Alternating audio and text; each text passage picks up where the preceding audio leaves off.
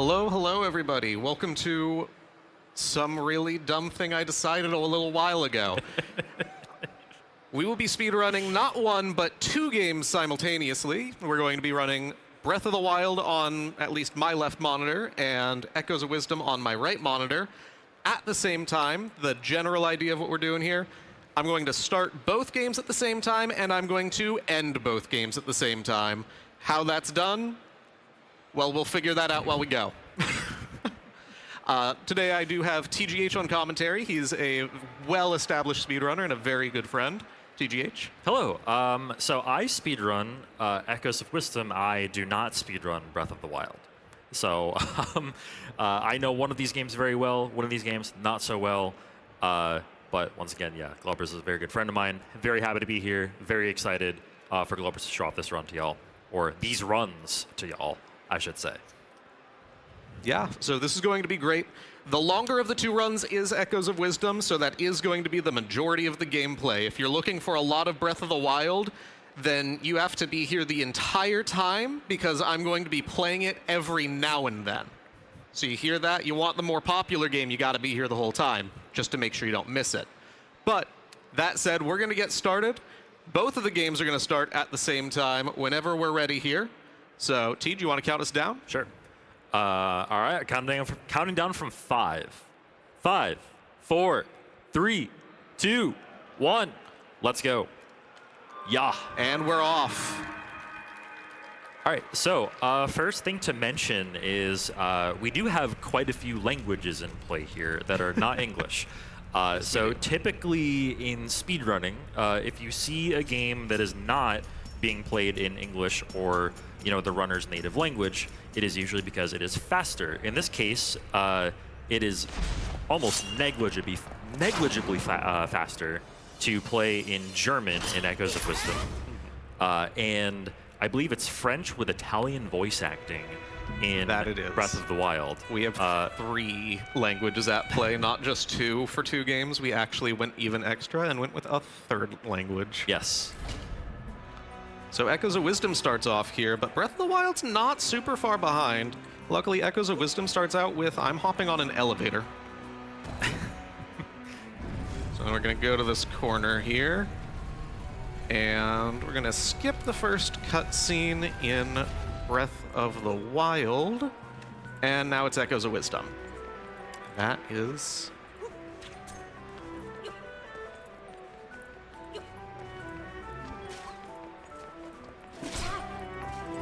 Do you want practice tools in Breath of the Wild, or okay?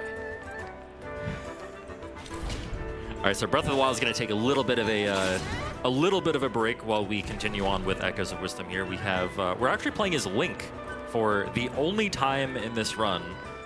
If you came here for the more prominent Zelda game in this run to be starring Link, you are unfortunately not going to get that very much, because we have this is what are you talking about? This Link right here.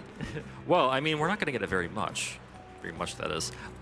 So we have Echoes of Wisdom mainly stars Zelda as the protagonist, and okay, so we are actually coming up on Ganon right here as well. So this is Ganon, who is the final boss of Zelda games.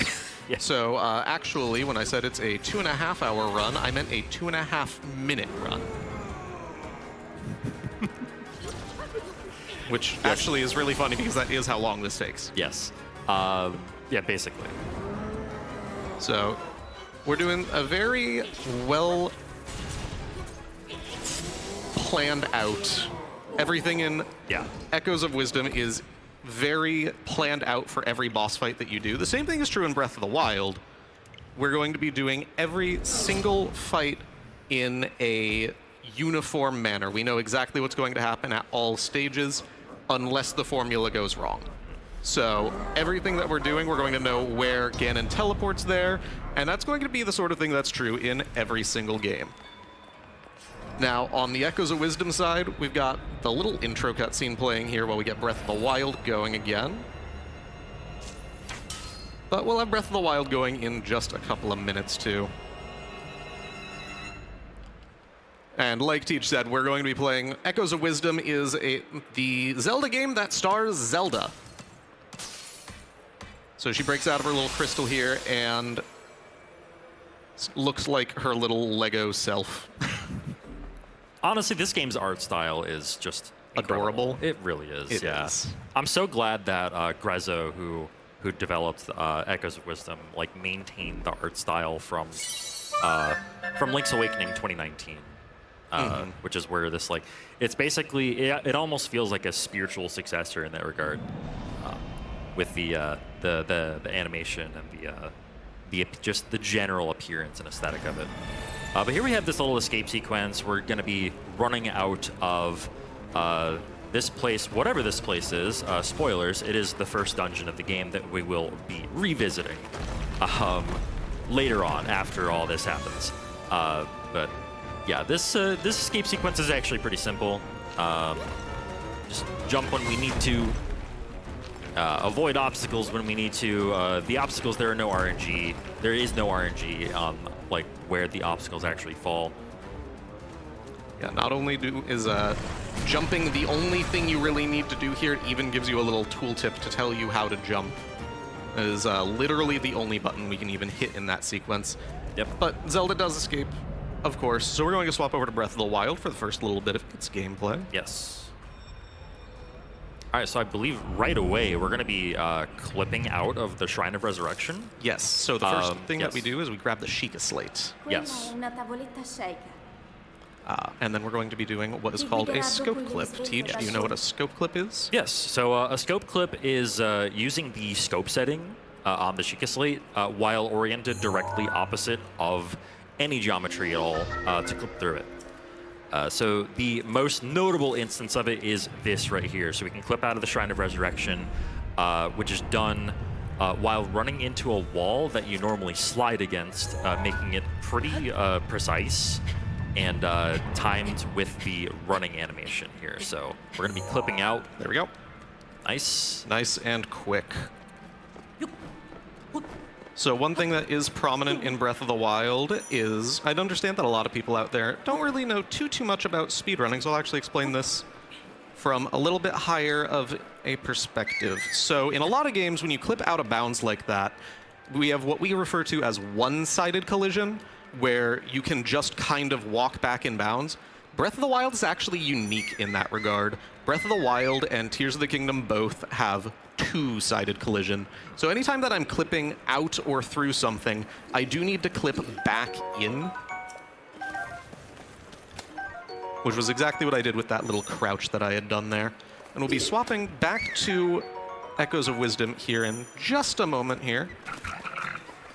And to not get those guys on me, we're going to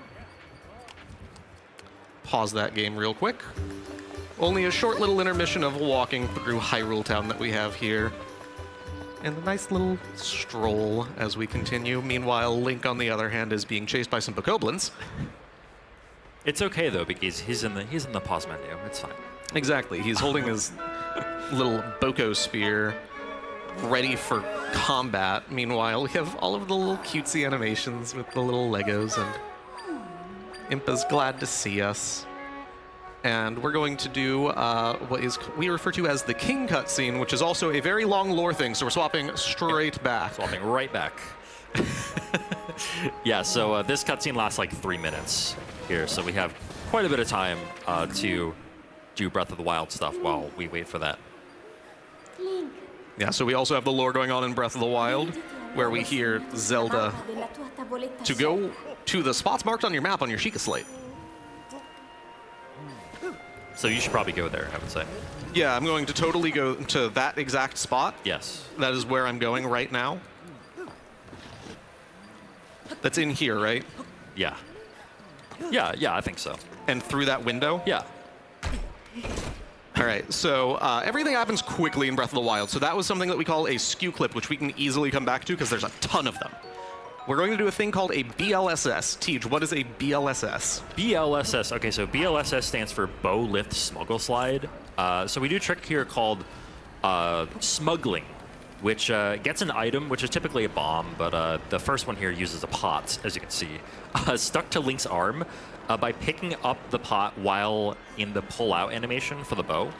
So if we unequip the shield within a 2-frame window, this game is 30 FPS, while an item is smuggled while midair, and if the bow has a non-zero number of arrows, then the item is just permanently stuck to Link. This causes you to, while holding B, you can climb any ledge while in the bow aim animation and maintain that height.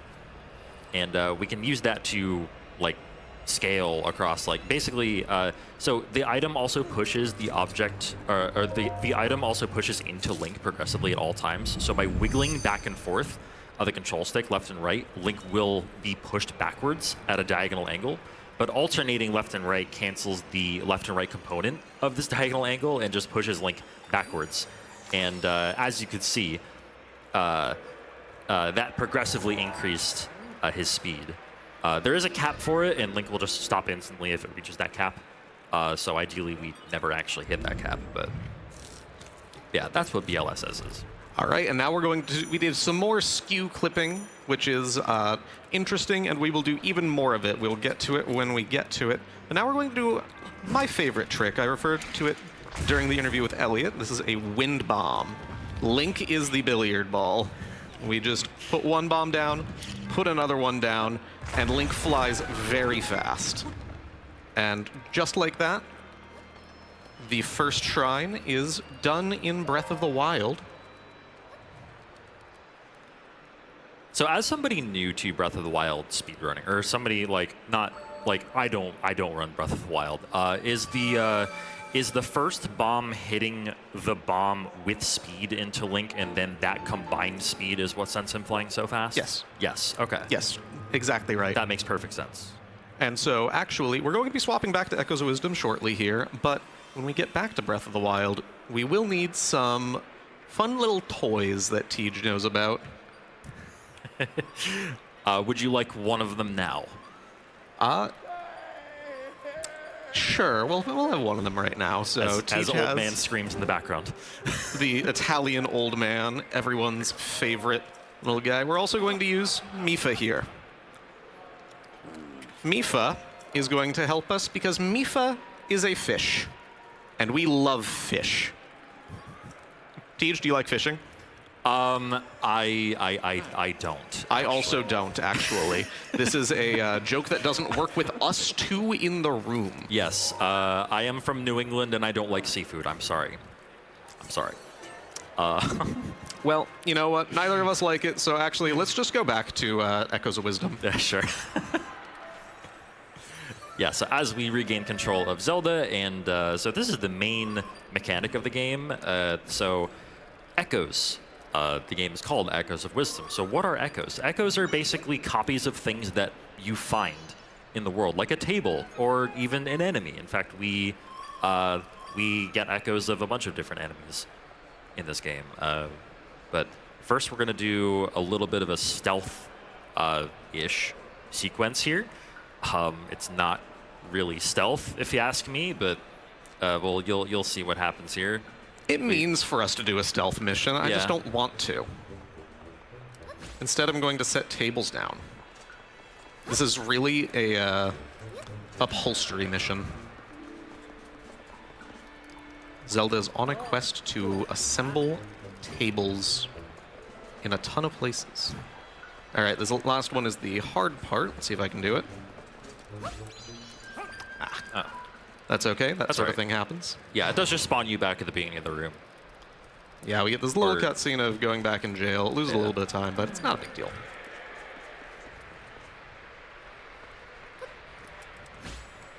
Yeah, that last one is really tricky, though. So it does involve a jump as well. But the timing of it is really weird. Mm-hmm. Jump just like that. Not like that. And you can see that these jumps are a little bit tricky, like Tej said. They do need to be well-timed. Just like that. Yeah, there we go. Yeah, so you see how Zelda jumped and basically just didn't lose speed there. That's what, that is what happens ideally. And with that, we'll be swapping back to Breath of the Wild. So in Breath of the Wild, we're going to go gambling here. We have Mifa. Come on, Mifa. We're going to summon some fish, and then I will need another one. So what we're trying to do here is the gambling is going to give us different levels of attack up food, which is going to help us for our fight against Ganon. And we're going to whistle. All right, and we may need another one. Teach, get one ready. Oop. Hello. You're gonna make me open packaging, aren't you? Yes, I am. I'm notoriously bad at opening packaging. That is a failed to scan the amiibo. There we go. There it is. That was the amiibo having some problem. Yeah, we will definitely need... Maybe we'll get a few ready. Because that is interesting luck that we've got. We can keep going with the run for a little bit. We can always scan whenever. Oh, you got another one? Yes. Luckily, amiibos are not hard to open. No, they are not. So, and if we don't get this one here, Tej will get some more ready for us. All right, I will need, ideally, just the one more. Okay. But we'll keep going with Breath of the Wild for right now. We're going to do yet another BLSS, this time with a bomb.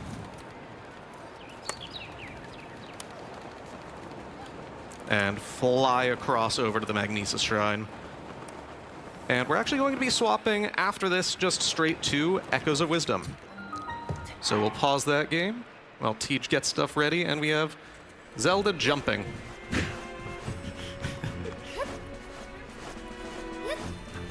Thank you.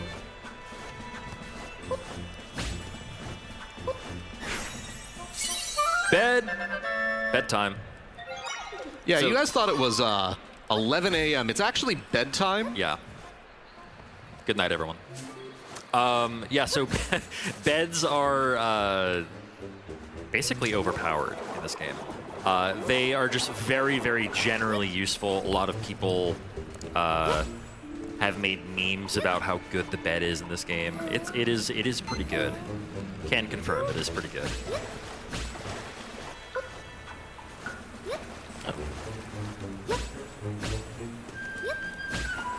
Come on. Yeah, so the normal strat here is to actually, first off, to actually get the echo of the wooden crate, and then basically destroy them. But instead, we use beds to drop from pretty far above the crates and just like destroy them that way. It's oddly specific, though, how high they need to be, though, in order to break the crate. Mm-hmm. It is weirdly high up there to actually do it, but Also, we have Try here as a companion, so say hi to Try. Try is a slide whistle, or a lemon. I can't really tell, actually. Definitely sounds like a slide whistle. he definitely is a slide whistle. Tej, do you still have the slide whistle? You don't have it with you, I assume. I don't think... I might actually have it in my bag. I'm not kidding. Because I don't know if I ever took it out. No, you know what? I did take it out. I don't have it, unfortunately. Tej had a wonderful slide whistle to play the part of Try earlier this year, which he did a fantastic job. That was a lot of fun. That was a lot of fun. Unfortunately, not something really good for a stage like this, because I don't imagine a slide whistle comes well through these microphones. No. But, well, you can hear Try. It's slide whistle anyways. So yeah, we're going to be on a stint for Echoes of Wisdom, just a little while here,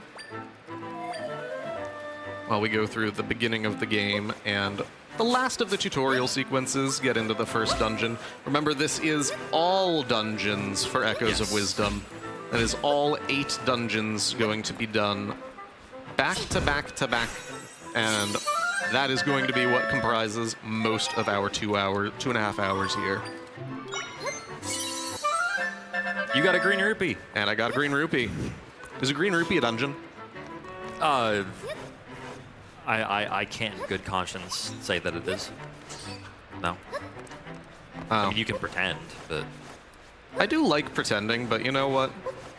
There are bigger rupees than one. Maybe we'll get a blue rupee. That sounds like a dungeon to me.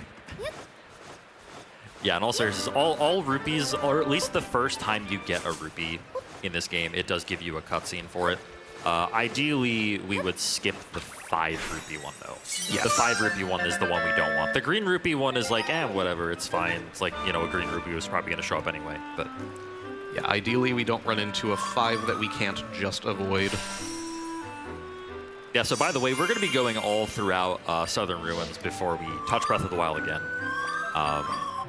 So, yeah, the next time we play Breath of the Wild is going to be actually after the first dungeon. But here, we just use beds to get on top of the trees and get to where we need to be quicker. We'll be doing that a lot.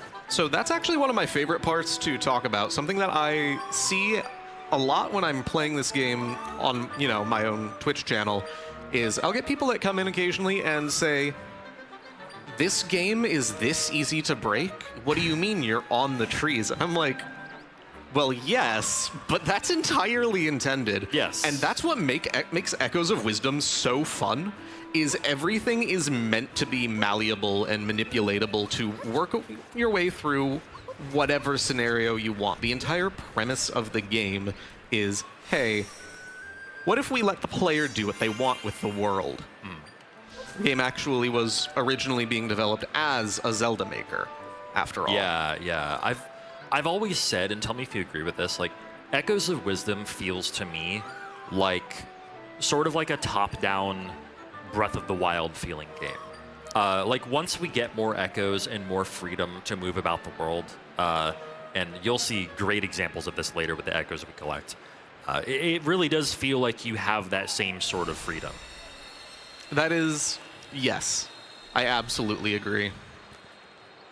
There's so much that you can do, and you'll see a lot of that in this. There are going to be some echoes that we defer to a lot, like we'll have our primary combat echoes and all of that sort of thing, but that is by no means representative of this game casually. You can do whatever the heck you want, doing anything to get through this game, whatever means necessary. They let you do what you want. Yes. And I can't just say it for a 4th time, so you know what? Actions speak louder than words. This next trick is me doing what I want. Yes, so pay very close attention to the frozen NPC in the air. This trick is called Wife Jump. So this is Wife? So, yes, this is Wife. So we're going to use beds to get up on top of her, and then use beds again to completely skip the 2D cave section. Yep. That's supposed to lead you up there, and that saves like 30 seconds or something. Yeah, it actually skips the entire combat tutorial. Yeah. So we don't have to go through the little room that you fight like 5 Zols or something. Yeah. But now we don't know how to fight anything, so that's a problem. That is a problem. Yeah. So we're going to have to enlist the help of some friends instead. Zelda doesn't know how to fight. And we'll actually get a very good friend here in just a little bit. A very good friend within the next minute or so. Yeah, a very fiery friend. Very candle friend. A very candle friend? Yes. Yeah, we're just going to fight things with a candle. That is, unfortunately, if putting it like that makes it sound diminutive, that is actually what we're going to be doing. A lot of the combat in this game is done with a candle. This is not in any % run of Echoes of Wisdom. If this were, it would be the entirety of combat is done with a candle. Yeah, so in this room, Zelda showcases that she is a massive arachnophobe. Yeah, so Zelda is a very dramatic arachnophobe. So I, too, drop 7 beds on a bug whenever I see it, IRL. I don't know about y'all in the audience, but... yeah. Yeah, has anybody in the audience ever dropped beds on a spider? Or wanted to? Wanted to, sure. I'm joking. I can't actually lift a bed. Oh, there's that cursed blue rupee. Yeah. Also, here's Ignichad. Yeah, Ignazol, Or aka Ignazol. our little Ignachad. Love that little guy. Oh, he's so adorable. So adorable and surprisingly deadly. Yes, we're gonna see some usages of Ignazol coming up, including one very prevalent one. So let me ask y'all a question. Between in a fight between the hero of time and a small candle boy, who do you think would win? The answer may surprise you. We will see shortly, because that fight will be enacted. Now, as a separate question, what do you think does more damage between this little candle boy, he's so adorable, and a just kind of a guy with an axe? Who does more damage? I'm gonna let the game answer that question.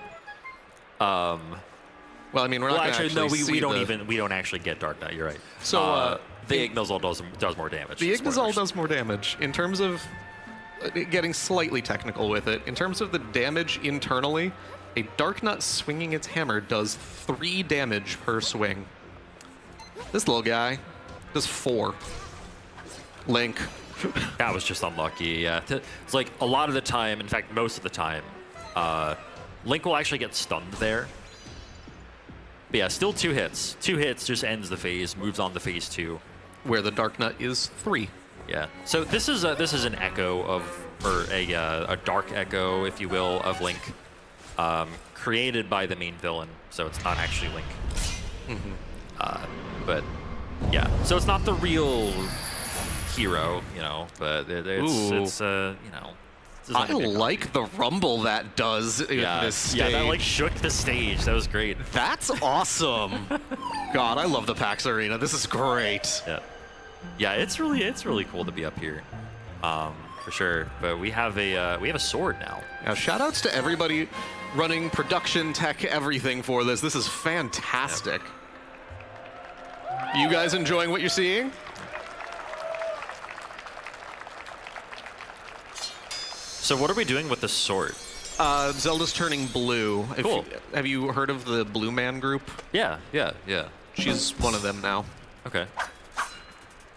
Wait, was that like at? That oh. kind of was. That was really good. So this is what we call sword fighter form. Tej, what's sword fighter form? Sword fighter form. Okay, so pressing up on the D-pad allows Zelda to basically take on the form of like kind of what you would expect Link to be as a user of the sword, but we're only going to be using. There are a couple of items you can get. You can also get like Link's bow and bombs as well. We will be getting the bombs. I do not later want the bow. Yeah, we'll talk about why later. You don't want the bombs? I do not want the bow. You do not want the bow. Yes, that's correct. As we have a little combat room here where Zelda's just gonna pull some flowers. Yeah. Combat or gardening. Yep. Also, jumping at just the right time there to cancel the knockback or Zelda falling down is a bit of a time saver as well. Yeah, it skips a little animation so that we get the entire fight sequence done faster, we get control faster, and we just get the chest spawning a little bit faster. Yeah. All right.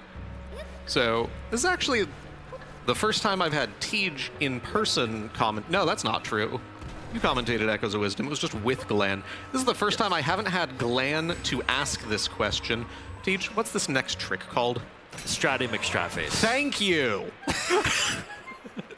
All right, so 2 rooms from here. We're going to be doing some interesting things. There's a room with very slow moving platforms that we really don't want to have to utilize because it is slow. So we're going to use the Strantula here. Yeah, so this is strat found by me. This is Stratty McStratface.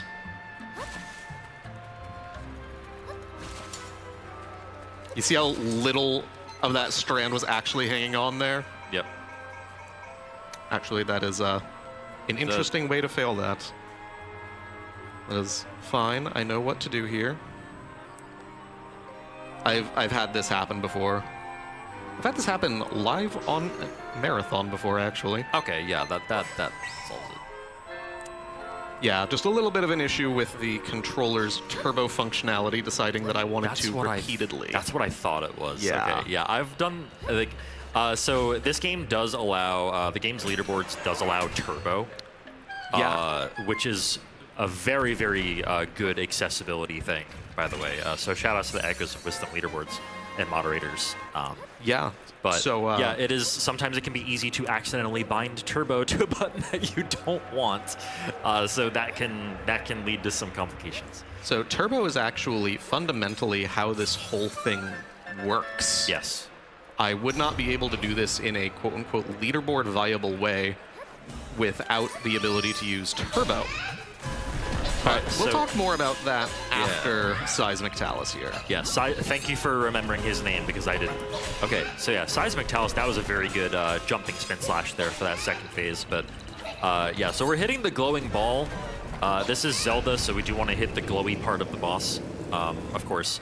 And then this last phase, that's good RNG. The immediate slam, and it should be we're going to swap over here in a hits. second. And there we go. And that's Seismic Talus. And Seismic Talus down, we are swapping to Breath of the Wild. And we're going to do what is called a skew clip. So basically, the way that you can think about skew is as I do a little shield flip there, shield surf, which is the flip is the beginning of that little flurry thing that you do. And what that is effectively if I land on a surface that is at an angle, then Link will retain that skew, that's why we call it skew, as he's flipping until you cancel it. And I will say cancel it, asterisk, it is very complicated from there. That said, skew lets us do things like flip into geometry, because what it does is it gives you 2 frames where Link will be surfing and flip down and then back upright. That jerk motion that he does clips straight through geometry if you have the correct skew angle to act counter to the geometry you're going in. And that gets us into basically every shrine. We're now in the Magnesis Shrine. All right, and this is going to be the hardest trick that we do in Breath of the Wild. Whee! That's called Canal Wind Bomb. That is a very difficult trick. And I am now still 100% success rate with that trick in live showcases. Hell yeah. That is not representative of it at all. This is why he's the GOAT. We are going to swap back here in just a second. We have this load zone. And we're back to Echoes of Wisdom to grab the heart piece. Look at that. That's a fantastic heart piece. But we're not actually going to be here for too long. Because now that we're going into this dungeon, once Breath of the Wild decides to finish loading, congrats, Breath of the Wild, you have long loads. We're swapping straight back again. Yeah, so back to Breath of the Wild. All right, and then I just said that I did the hardest trick in the run. Here is one of the more precise tricks in the run. So this is yet again a BLSS, but you see that little tunnel over there? I see it. I'm going through it. No. And I got to go up this slope, so I have to have good speed to actually do that. You see how it nearly took all of my speed away doing that? And now we have to dodge trees.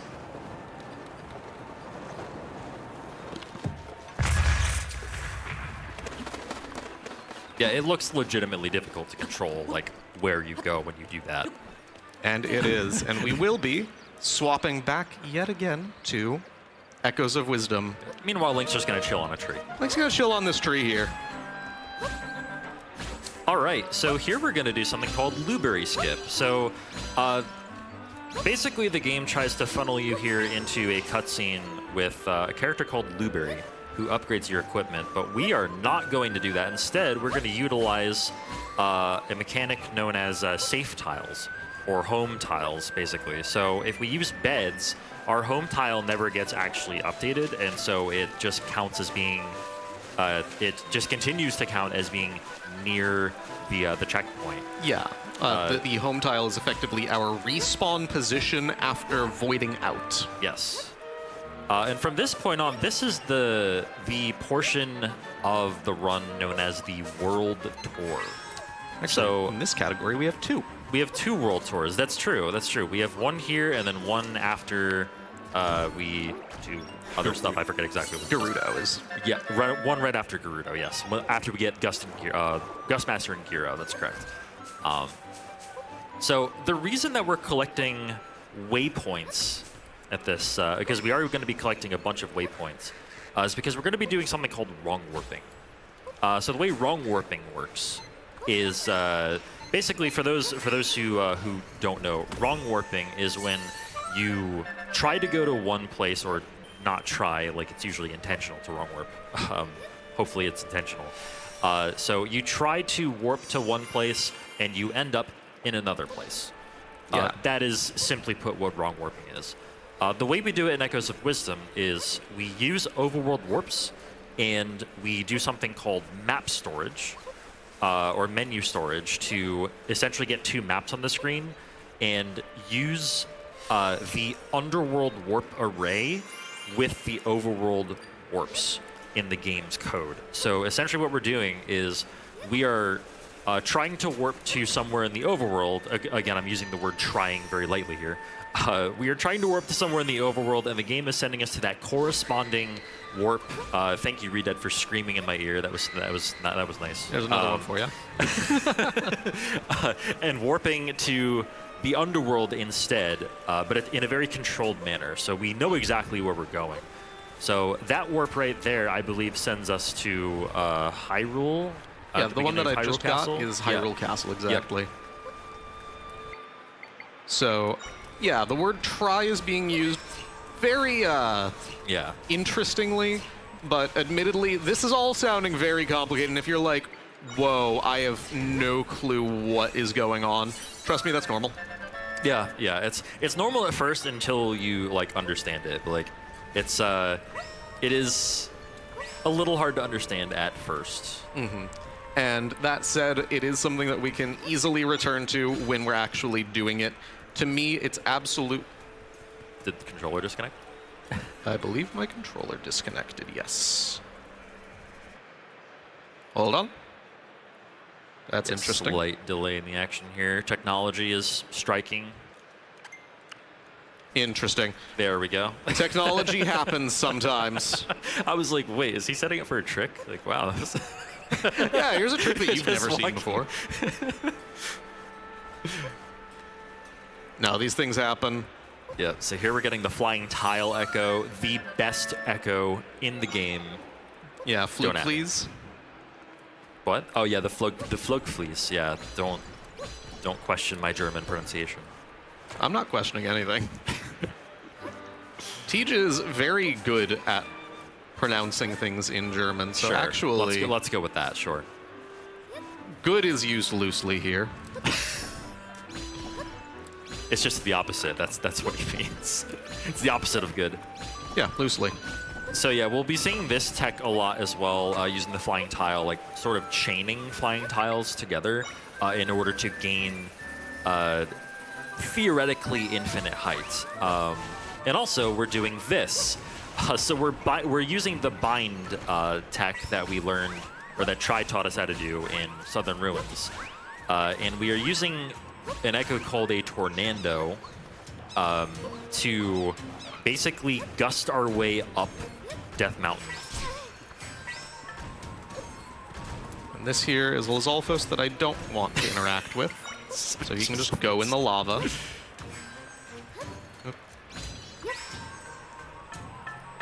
We do have up here a Lizalfos that we do want to interact with. This up here is Larry.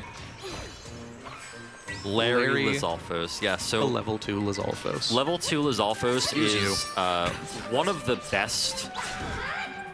best combat echoes you can have in the game. In terms of like DPS, just the rate you can spawn them. You can spawn them super quickly, and they deal a lot of damage for us. Yeah, and so- it basically makes it so that we don't have to upgrade our equipment at all. In fact, like it makes it so that it is actually faster to not upgrade our equipment. Exactly. So Larry will be our primary damage source for a while, and we love Larry, except for when he's temperamental. Larry does have a brother, though, that we'll be getting later in this category, but he himself is so prevalent in categories for Echoes of Wisdom that, yes, he has a name. Yes. As Teach said, he lets us skip the ability to upgrade anything about Sword Fighter form, and basically anything else for combat. There's very fringe cases where I may want something else, you know, where I may be required to use something that is going to deal a different damage type, for instance, fire, right? But here's going to be that wrong warp that we were talking about before. We're going to do what's called menu storage first. Yep, so we're gonna read a sign and basically void out at the same time. And then you have a couple of frames to do this, to open up your Echoes menu or your map or whatever menu you feel comfortable opening up at the time. I did forget to do the minigame. Okay, so yeah, right. Okay, so in order for us to get our map privileges back, we need to do this, and this is actually really funny. Hey, what's up, Acorn guy? Yeah, so you have to play the Acorn minigame. There are a couple of things that get you your state back because of the state that the game puts us in when we do Blueberry Skip. We don't have the ability to warp anywhere. So in order to wrong warp, we need to warp somewhere.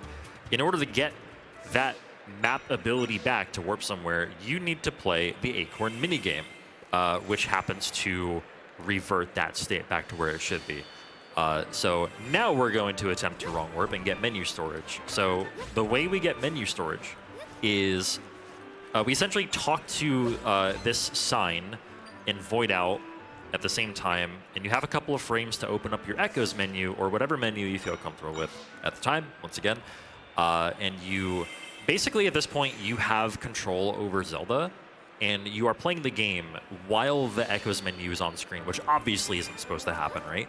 So now we're doing movement that we can't exactly see here. You can see on the mini-map on the bottom right, though, if you could, a couple seconds ago, Zelda actually moving to the Southern Ruins warp. So we're going to access the Stilled World, and now we have the ability to essentially open two maps at once. So we're going to use the overworld map to warp to the corresponding underworld map on that array of maps. And the result here, as you will see in a second, here we go, we're warping straight into Jabul Ruins. Yep.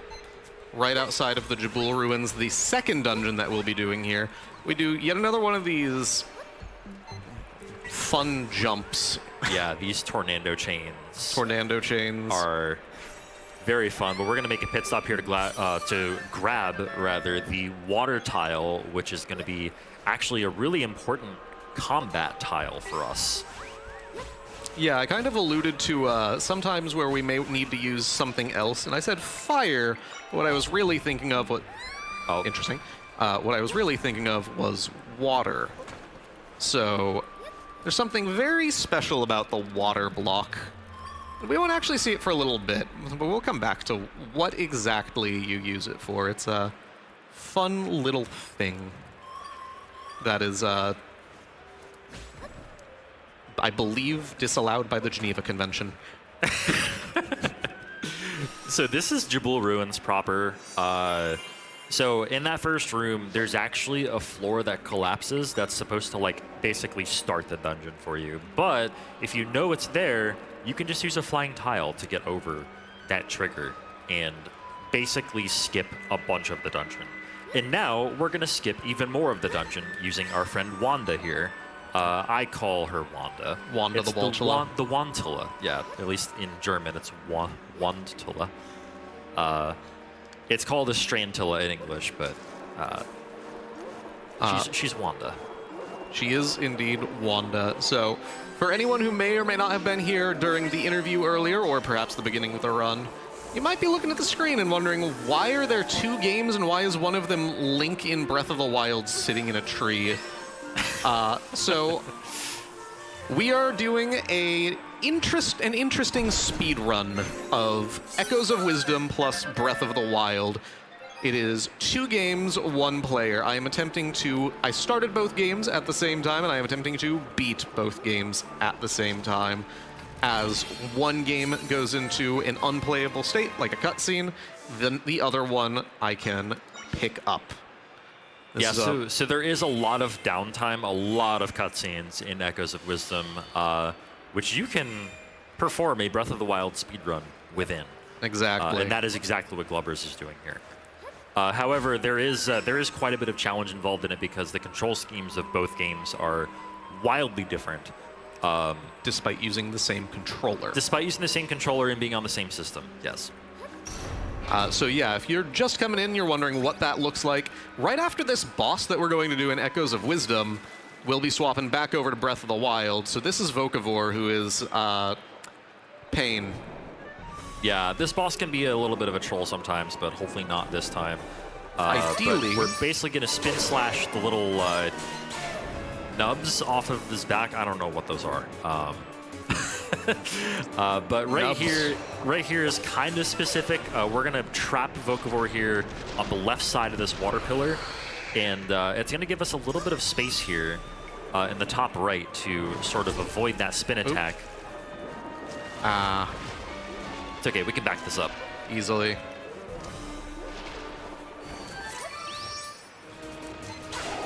Very nice.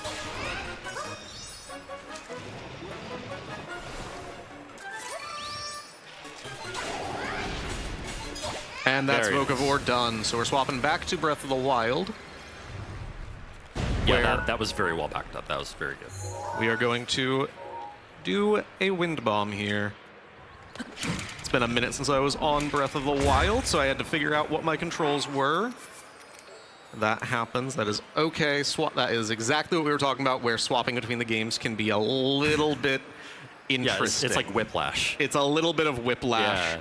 Trying to go from, all right, I just did this boss fight, let's immediately do this thing that exists in the other game. That is the name of the challenge, but at the same time, that's a lot of where the fun is, too. So we line up a pretty specific angle here. There we go. There it is. We fly up a ledge. You know, just like normal. Just like what you probably did in your casual playthrough. Yeah, you guys fly up ledges in your casual playthrough, right? Yeah. And here's another skew clip to get into the shrine. There we go. Is that just to skip the cutscene, like to the entry cutscene, or? We don't have the tower activated. Oh, right, you never go to the tower, yeah, to activate the shrines. So yeah, those are like legitimately necessary to do. It's not just faster, it is necessary. Yes. Given the route that we do. Or not that we do. I don't run this game, but it does lose. Runners do. It does lose a decent bit of time to not to go and grab that tower. Yes. And we don't like losing time. This is a speed run. Yeah, when they say any percent is as fast as possible by any means necessary, they mean by any means necessary. Mm-hmm. And so Breath of the Wild here, we will do that real quick so that I can not mess up my cycle. Yeah, so Echoes of Wisdom is going to go into a fairly long cutscene here. My favorite cutscene in the game, which unfortunately we'll be playing Breath of the Wild during. And launching ourselves straight at this monk. That's not going to get old for me. We've got a few more. Yeah. I'm sure Link doesn't mind, right? Link doesn't mind getting just absolutely obliterated by bombs. Yeah. For the sake of speed. Exactly. He doesn't. No. I mean, it feels like a heart of damage. He has 3 hearts. He's above human. So in Breath of the Wild, this is a 30-ish minute speed run if it were played on its own. We're about a third of the way through that run. We're actually about a third of the way through Echoes of Wisdom as well. So we are lining up just fine on the time.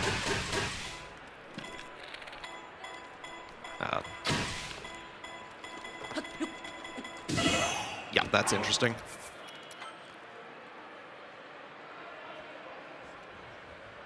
That's okay. We can auto-load that. We can easily auto-load that. That is... So this is called a stasis launch. This is one of... It's actually not a glitch. This is something that, where we were joking, you totally did this in your casual playthrough. Yeah, like you might have done something like this.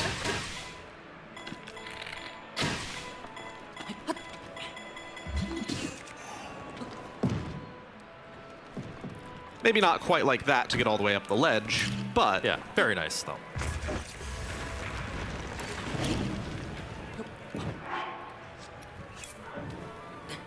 Yep, here we're doing another BLSS. with the cold. He's a little cold, though.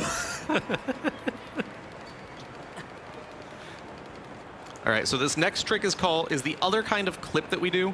This is called ESC, or Extended Shield Clipping, which is, you remember how I was talking about two-sided collision? There's two sides to these doors and stuff. So the other ones I've been clipping in and then walking around out of bounds. But what if I just went straight through the door? This is a frame-perfect trick. Third try, though. Link. And on that, we're going to be swapping back to Echoes of Wisdom here in just a moment. So we'll actually do that right now while we're in the middle of these loads, because this cutscene is about to be over with just a little thing from the general here. Now, while we're doing this, let's go and start grabbing this guy. Hi. And then we're going to have 3 text box from try, and then I will have control back. That is the kind of name of the game of this sort of thing, where, yeah, I do kind of need to keep an eye on how many text boxes does each thing have before I get control back in either game. It was a very fun little thing. We're going to go straight back into a wrong warp. If you guys missed the first one, what we're doing is basically appending... We're going to talk about this in a Cody way for a second. Tej gave a bit more... cursory of an overview earlier. I gave the layman's terms. The layman's terms. Or at least as much as I could. So what we're really doing here is both the stilled world map and the overworld map. We're going to try and get menu storage again here. Reference the same table of indices corresponding to each warp point. Come on. And we're going to get menu storage right now. Come on. Yes. Nice. So what we're doing is, this is called menu storage. We can layer menus one on top of the other. Fantastic. Well, what if we put 2 warp menus on top of one another, where one is an overworld and one is the stilled world? So we take the top layer and append the bottom layer to it. And if one of those, the top layer is the stilled world, the bottom layer is the overworld, or the reverse, you can do it in either order, then you will wrong warp from the one index to that same index, just in the wrong map. So what I just chose would warp me to outside of Gerudo, will actually warp me to inside this house in a stilled world in Hyrule. Yes. All right, so we're going to be doing something called, I referenced this a little bit earlier, tile jumping or tile chaining, whatever you want to call it. And this is kind of an absurd one. I think that's the hardest tile chaining that we're going to be doing in this run. It's also very difficult to do without the frog ring specifically, which we actually get in this castle. So the frog ring lets us jump higher and makes that a lot easier, but without frog ring, it's very tight to do. Yeah, so we're going to actually do technically a longer chain later, but with that frog ring, the froggy ring. I don't know why. It is called the frog ring. I have always called it froggy ring. I mean, that's equally valid, to be honest. Yeah. So we're actually already into the 3rd dungeon in Echoes of Wisdom. This is kind of the name of the game. We're going to be wrong warping close to the entrance of each dungeon, doing those dungeons, and then doing whatever overworld shenanigans we need to do, and then wrong warping into the next one. Sometimes we just go straight in. That is the name of the game for the next couple of hours while we're doing a speedrun of both Breath of the Wild and Echoes of Wisdom, where we will be completing both games simultaneously. I hope you guys are enjoying out there.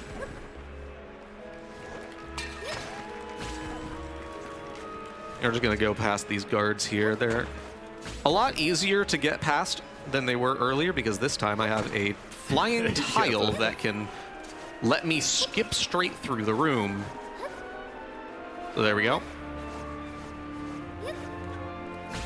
So I guess we haven't talked a lot about like the specific category that you're running for Echoes of Wisdom. This is specifically all dungeons restricted, which is a very, very good mix of doing full dungeons, which like dungeons are the funnest part of this game, to be honest with you, at least in my opinion. But also, the wrong warps are also fun to do, right? You know what else is fun though? Yeah, we're gonna see some water combat here. All right, so water combat, aka we just drown them, which I believe this kind of combat is probably barred by the Geneva Convention. Should be if it isn't.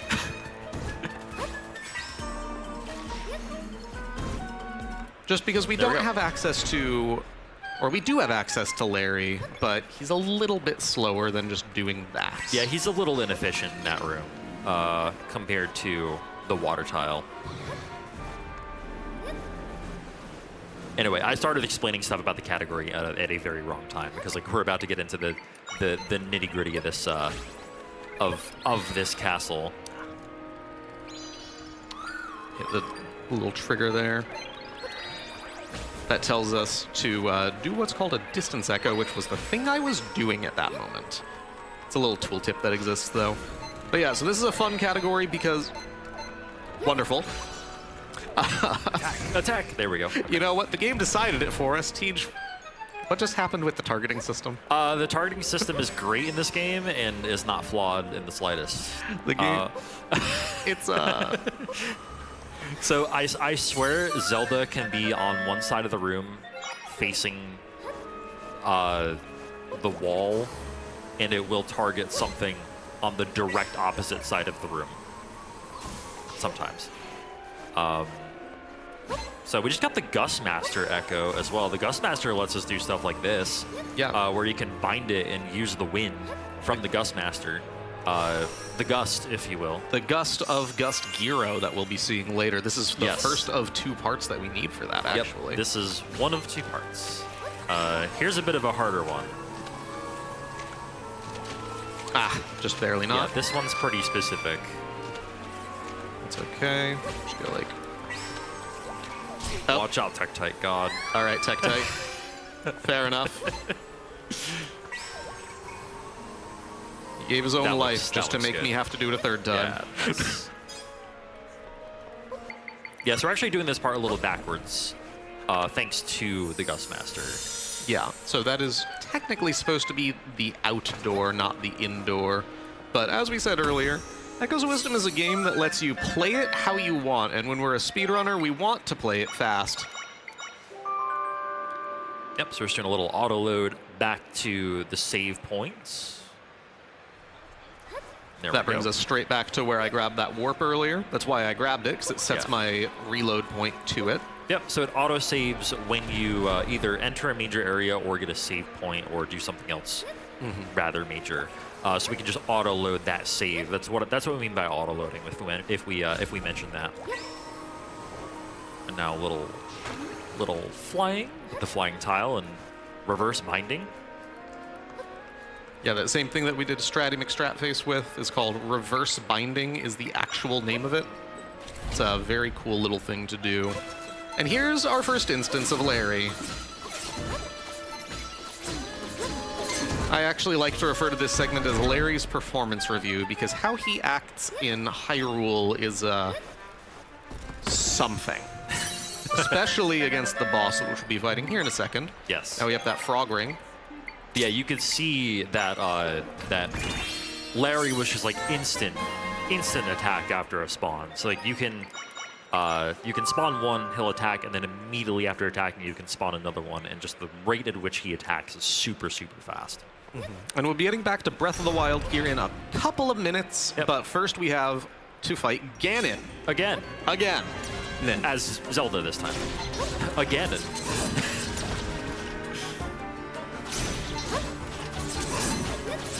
So this fight, in all its phases, is actually deterministic. There's actually 0 RNG in this fight. There's 0 luck involved. It all depends on what you do, where you are in the room, and yeah, it's still a very dangerous fight because it is hard to manipulate the fight in a way that can be done the same exact way every time.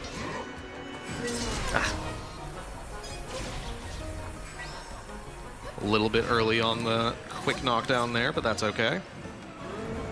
Breath of the Wild trying to go to sleep on me.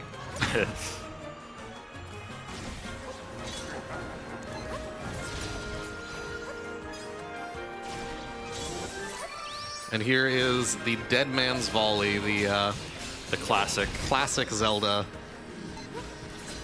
Little fun fact for you that TG may or may not know this. It was never called the Dead Man's Volley until Phantom Hourglass came out. It didn't actually have a name. Yeah, like I don't remember it ever being actually called that. I've always just called it tennis. A lot of people do just call it tennis. Yeah. But it is actually referred to in the strategy guide for Phantom Hourglass with the only name it ever gets, Dead Man's Volley. Interesting. Which sounds like a fighting game move. Like, it just does. Ganon. But yeah, the Dead Man's Volley is particularly difficult in this game, actually. Like you only have a few frames basically to hit the ball back at him. So we're actually skipping this. We don't want to do the Dead Man's Volley this time because this is a lot better for us. And Ganon's dead. There we go. Now we're going back to Breath of the Wild. Yep, that was very well done. Going to do a thing called a quick fix, which is that bit where I said skew is very technical. That is part of that. Basically, I would have not been able to do that wind bomb if I didn't do that shield jump in place there. So we do what's called a quick fix for what we refer to as ragdoll. And I will not get into the technical details of that. If you're interested in the technical details of that, come and find me after this. There's a 27-minute video explaining what skew is. And if you run Breath of the Wild and want to get good at it, you kind of need to know. But just to see it, like, Link launch himself across the map sometimes is kind of cool. You don't need to know. So, relish in that you are not tormented by the knowledge of everything to do with skew.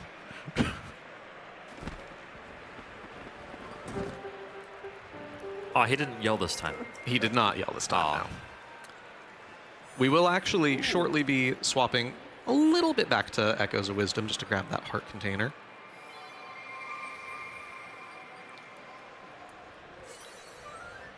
So we're going to pause because we're in the cold, swap back. And the only reason that we're doing this short swap is because I actually can't simultaneously do anything where normally I would do this simultaneously. While I'm doing a BLSS in Breath of the Wild, I need both hands on a ton of buttons to prevent it from just canceling. So we'll be swapping straight back again while more lore plays. All right, back to Breath of the Wild. Like I said a moment ago, we'll be doing a BLSS. We're actually done with the first half of the game at this point. And that is exactly what happens when you drop it. Yeah, so that was just going too fast, hitting the speed cap. No, that was not hitting speed cap. That was not hitting speed cap. You will know what the speed cap is when you see it. Okay. That was... The way that this works is I'm actually wiggling the control stick back and forth repeatedly from left to right. If I ever go neutral, I drop. I see. Okay, okay. So that was that going sounds intense. neutral. Yeah, it's wonderful because if you interact with world loads, it can catch you on a dead frame. Which is wonderful. So you can even just be wiggling and have that happen. That's okay. We have plenty of time to get through all of this. Breath of the Wild is a very, very fast run, after all. Yeah, it's super fast-paced.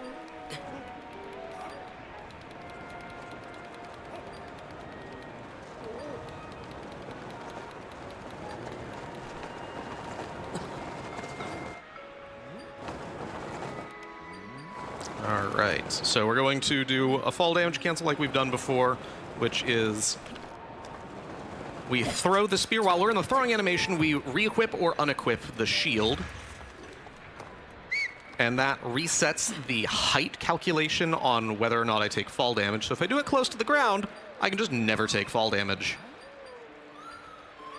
All right, and we are going to get into what is going to be the longest. We do want the amiibos, but then we'll be doing the longest BLSS. First, we're going to swap back to Echoes in just a moment.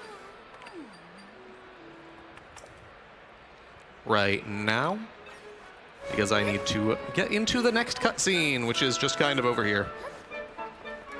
Screw that flower, and we're swapping straight back. Entering this cutscene while King Rome just judges you at an extremely unsettlingly face-on angle. All right. So, we are going to yet again scan more amiibo. We've got yet another Mifa amiibo. This is Mifa amiibo number 4. We hopefully do not need number 5. We do not need number 5. Okay. Good.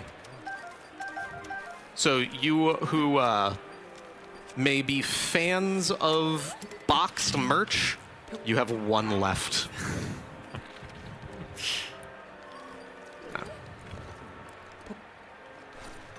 We will do this in the less dangerous spot here.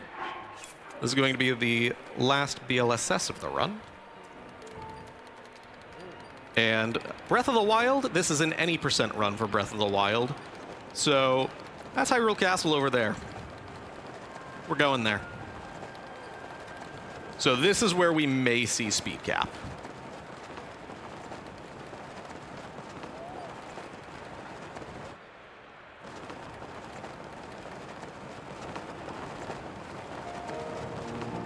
Trying to avoid it, though. Yeah, while we're flying over to Hyrule Castle, can we just get another hand for Glovers, by the way, for just like so adequately playing these 2 games. It's actually incredible to watch, just even sitting here as a commentator. I hope y'all are enjoying this. Are y'all enjoying this? Glad to hear let's it. Go. We'll be going straight back to Echoes of Wisdom here in a second, actually. But we need to do something in Breath of the Wild first. We have to get through this gate right here before it loads. And when it loads is random. Okay. Cool. So we got through. That's good. That chest existed. This world is loading around me. That's actually how fast the BLSS was going, is that the world wasn't loading around me. There's the actual load. And we'll be swapping back to Echoes of Wisdom here in just a moment. I'm going to collect a weapon, and we will sit on that tooltip. Grab your... Excuse me. Thank you. We'll sit right there. Back to Echoes. With the Espadon de Garde Royale. If you can read French, you can tell me what that says. I don't know. Royal Broadsword? This is the Royal Guard's broadsword. Gotcha. Royal Guard's greatsword. All right, so we're going to be doing another Wrong Warp. This time, where are we going this time? This next one is to Eldon. Eldon. No, we don't do Eldon in 2 parts in this category. No, we do not. Yeah, because it's restricted. Right, this actually lets me talk more about what restricted means. Yep. So restricted is basically a marriage of 2 categories of like basically the dungeons that we do in Glitchless and the Wrong Warp tech that we do in all dungeons unrestricted, which in all dungeons unrestricted, we can wrong warp anywhere we want in order to finish a dungeon. In restricted, we can only wrong warp to the first available waypoint at a certain still world area where there's a dungeon. So, like, for instance, right here in Elden, or rather, when we wrong warp to Elden, we're going to wrong warp to the very beginning of Stilled Elden. As opposed to in Unrestricted, we would actually warp to the first half and then the second half, because of key routing. But right here, we're actually going to leave Stilled Elden to grab this waypoint, because this waypoint is going to bring us to somewhere else that we need. Yeah, this waypoint actually serves dual purpose. This waypoint will take us to Gerudo, the dungeon that we're going to right after Elden. And also, it happens to be a significantly better place to warp when we do our wrong warps. It's quite a bit less movement in the overworld during that segment where I can't see what I'm doing, you guys can't see what I'm doing. I just kind of know what I'm doing by feel. Yeah, so as opposed to going all the way up to, like, Southern Ruins, you would just walk there, basically, and it's barely even a walk. Exactly. Here we have more tile chaining. A little bit interesting, but you know what? That's fine. Yeah, tile jumping is really finicky, Wow. really position-based, and that is... Give that Octorok a raise right there. That was impressive. But with where I landed, let's just do it this way. That one tried.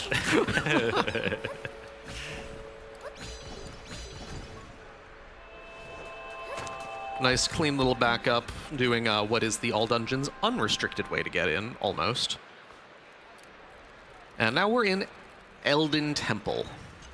I love this place. We both love this place, so... It is hard, though. It is hard, but I like it a lot. I like the tech. If you didn't catch the pre-show where Elliot was interviewing TGH and myself, so TGH and I are first and second place in just the Echoes of Wisdom category that I'm running today. And we talked about it for the first time during this event, I think it was last night at dinner, and we kind of just agreed, yeah, Elden sucks. Yeah. Both of our PBs died here. Yeah. Elden rules?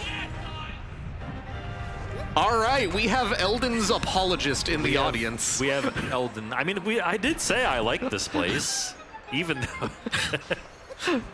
I believe that's Jiggy. Why? Oh, love that. Elden is a very dangerous dungeon because everything wants to kill you with fire. This Keese in particular, it didn't do it, and I'm glad it didn't do it. But that one likes to be a little friend. Actually, and this is going to jinx myself, I'm surprised at how little damage I've taken so far. Yes, a little lava drowning teleport. Mm-hmm. Maybe not the technical term for that, but the void. That's the term I'm using. Yeah, the void out. Yeah, there we go. Void out. We could co-opt Ocarina of Time tech that has dumb names and say it's a void warp, which is not what a void warp is.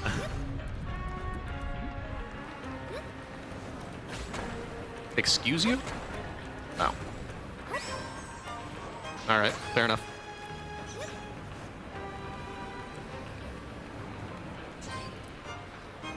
All right, please. These cycles can be super annoying, though. Those Yeah. fire cycles. This Keese is my favorite. There we go. Okay.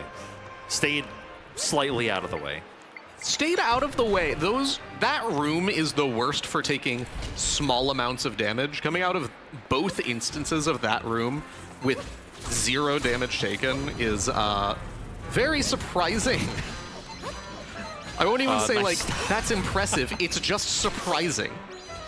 Shout out to Zelda targeting that rock, by the way, instead of, you know, the threat in the room.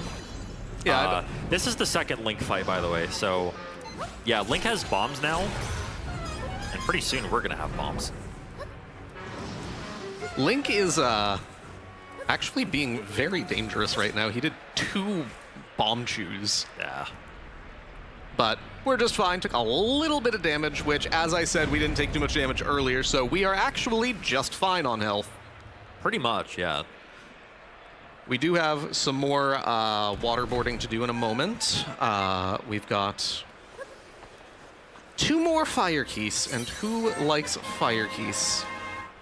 I don't really like any keys, I don't like to any be honest. keys. Yeah. Okay, so every single Zelda game, casually, you guys can probably agree even, why are keys annoying in every single Zelda game?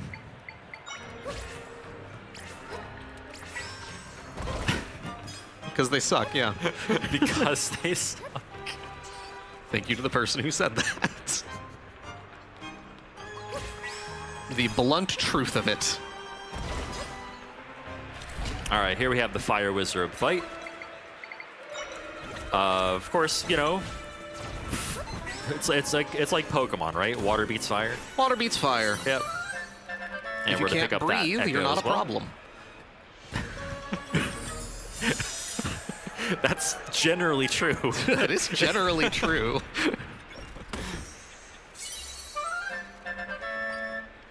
Hey, All right. Meanwhile, also picking up the Fire Wizard Echo because that's going to be useful, honestly, shortly upcoming, right? Yeah, well, we do Lineru last, but it will be useful for sure. 3. And we're actually going to get a 4th bomb with the Bombin' Fish. The Bombin' Fish. Ah, not quite. I was hoping to, well, we can do this.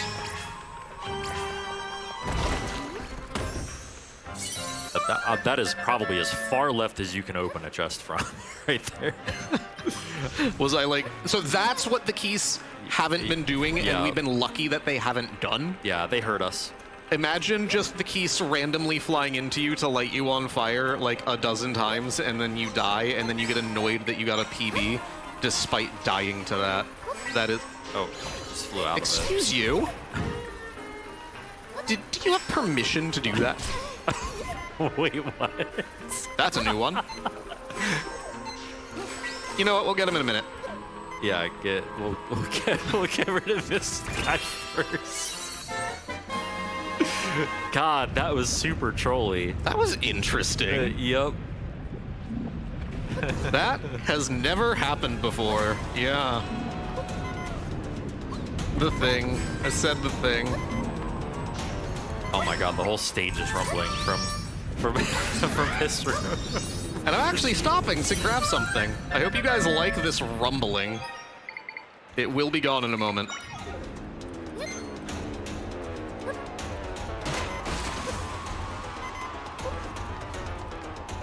Because fun fact, the audio's like somewhat desynced if you pause. It just kept going. A little bit, yeah. It might have been from something else, for all I know, actually. It's hard to tell. It's from them having so much fun at PAX. Everyone here is having so much fun. Why did I do that? Are you guys having fun? I hope you guys are all enjoying PAX. I have personally been enjoying looking at all of the cool shops and stuff that we have set up. Call me a little capitalist, but I've been enjoying looking at all of what they have. All right, here is just kind of Volvagia. Yeah. As with the general scheme of how things go with this game, we will be swapping to Breath of the Wild after this boss is dead. So, get ready for that. We'll be doing the castle sequence in Breath of the Wild, actually. And Breath of the Wild's trying to go to sleep on me. Yep. So this fight is basically just throwing bombs at Volvagia. And there isn't really a lot else going on. So I will ask you, the people watching, is it Volvagia or is it Volvagia? What's the correct pronunciation here? I actually Volvagia. can't hear what anyone's saying, so I don't know why I can hear them, but they're disagreeing with Okay. me, so I'm not repeating it.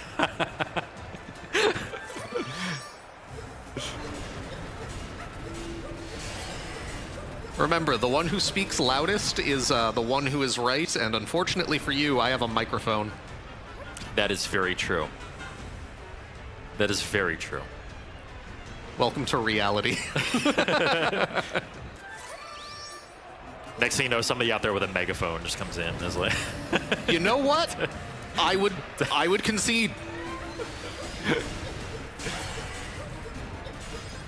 Because I will just abide by what I said. Yep. You know? If you have a megaphone, you can decide how to pronounce Volvagia.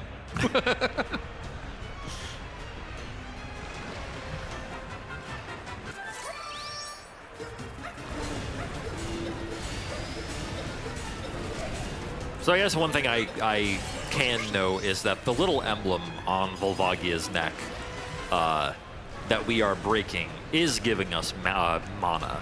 I don't think we've really explained how the mana works. I didn't even know you called it mana. I call it energy. Energy, whatever. Mana, energy, the blue stuff at the top left of the screen that goes down when you're in sword fighter form.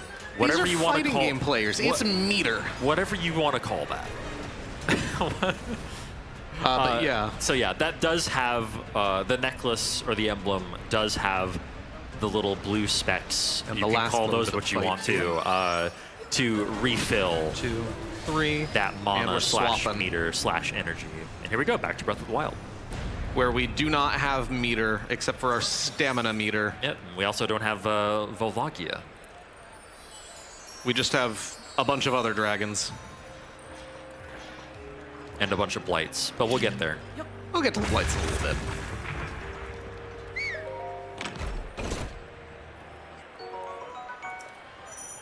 So ancient arrows Where are are quite the powerful, right? A little bit of bad luck. We gotta wait for this guy to go up. He goes home. He can get distracted by our bomb there, playing soccer, because everyone knows that lizards like soccer. It's like you threw a toy at the cat and it started playing with it. That is exactly what happened, yeah. And here is our food for the run. So that is attack level 3 food. That is what we needed Mifa for. Yeah, not stacks, right? That stacks up to. You were saying +7 is what you want. So it is level 3 is internally referenced as a number that is 7 or higher Okay. in terms of the attack counter. That is a slightly technical thing that is somewhat complicated, but not really. But basically, it is enough to do what we needed to do. Yes, that is why we needed the Mifa amiibos. I needed enough fish to add up to generate a level 3 attack potion. And then we're going to spawn Craig here. This guy's name's Craig. Hi, Craig. Bye, Craig. And we're going to swap back to Echoes of Wisdom for just a moment. Yeah, to grab this heart container and get the heck out of Get out of dodge. Zelda. Oh. Get out of dodge. And we'll be swapping straight back to Breath of the Wild. Shoutouts again to the tech team that's having to deal with my shenanigans and constantly swapping. Thank you for A, for having us, and B, for being so on the ball with the switches. Mm-hmm. They've been fantastic. It was a lot of work to get this all set up. Can we actually get a round of applause for the tech team? We love the work that they do. They do a fantastic job, and they're very nice about it, too. If you're looking at the Echoes of Wisdom in the bottom left, you'll actually see what we should be doing with the tech team. The last wind bomb of the run, actually, will be setting up for our fights against Ganon. So right here, we're going to be firing an arrow in a very specific way at a very specific spot so that when we enter this cutscene, the arrow's going to basically be lodged inside of Windblight Ganon's head. This is called Windblight Skip. Mm-hmm. And so this is a gameplay rendered cutscene. So the arrow that I just had in midair ideally is right in his head, and it's gonna wiggle like that. Or Wind Blight. Straight on to Water Blight.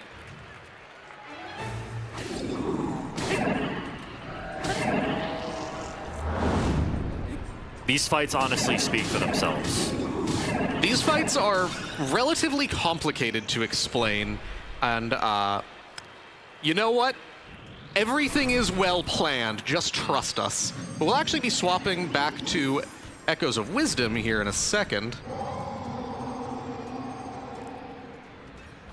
Once I'm able to pause. So you guys wanted to see more of the Blights. I'm sorry, we're going to go do another dungeon. And speaking from just being like honest, like really, this is the hardest part of the runs, is just doing. It's like you're hyped up for a boss fight, and then you have to stop to like go do a dungeon and also do a wrong warp. You know, it's like I can imagine that's like not only whiplash, but also just kind of like task switching. Like as somebody with ADHD, like task switching is very hard for me. So like I don't know how you do it. Very carefully. Very carefully, to say the least. So we're actually going to Gerudo now, where Gerudo is a fun one. This is actually the most, in my opinion, the most annoying of the wrong warps. There we go. Yeah, because like some cursor shenanigans, right? Where the cursor is like already on top of where you need it to be. So you need to move it off so that it actually selects the warp instead of the other cursor that's there that you can select. Exactly, and you need to flick down, which changes your menu option. Yeah. So you have to do actually like a diagonal down that registers the map, but not an input, not enough to register an input on the menus. Yeah, because one of the ways to fail a wrong warp is well, it can be quite common actually, is to just select no. Yeah. It's a no warp. You have to, yeah, exactly. You have to like keep the cursor on yes. Which is a yes warp, by the way. If you're keeping track of all the warps, when you don't actually warp, that is a no warp. When you do warp, that is a yes warp. 5 rupees. It happened.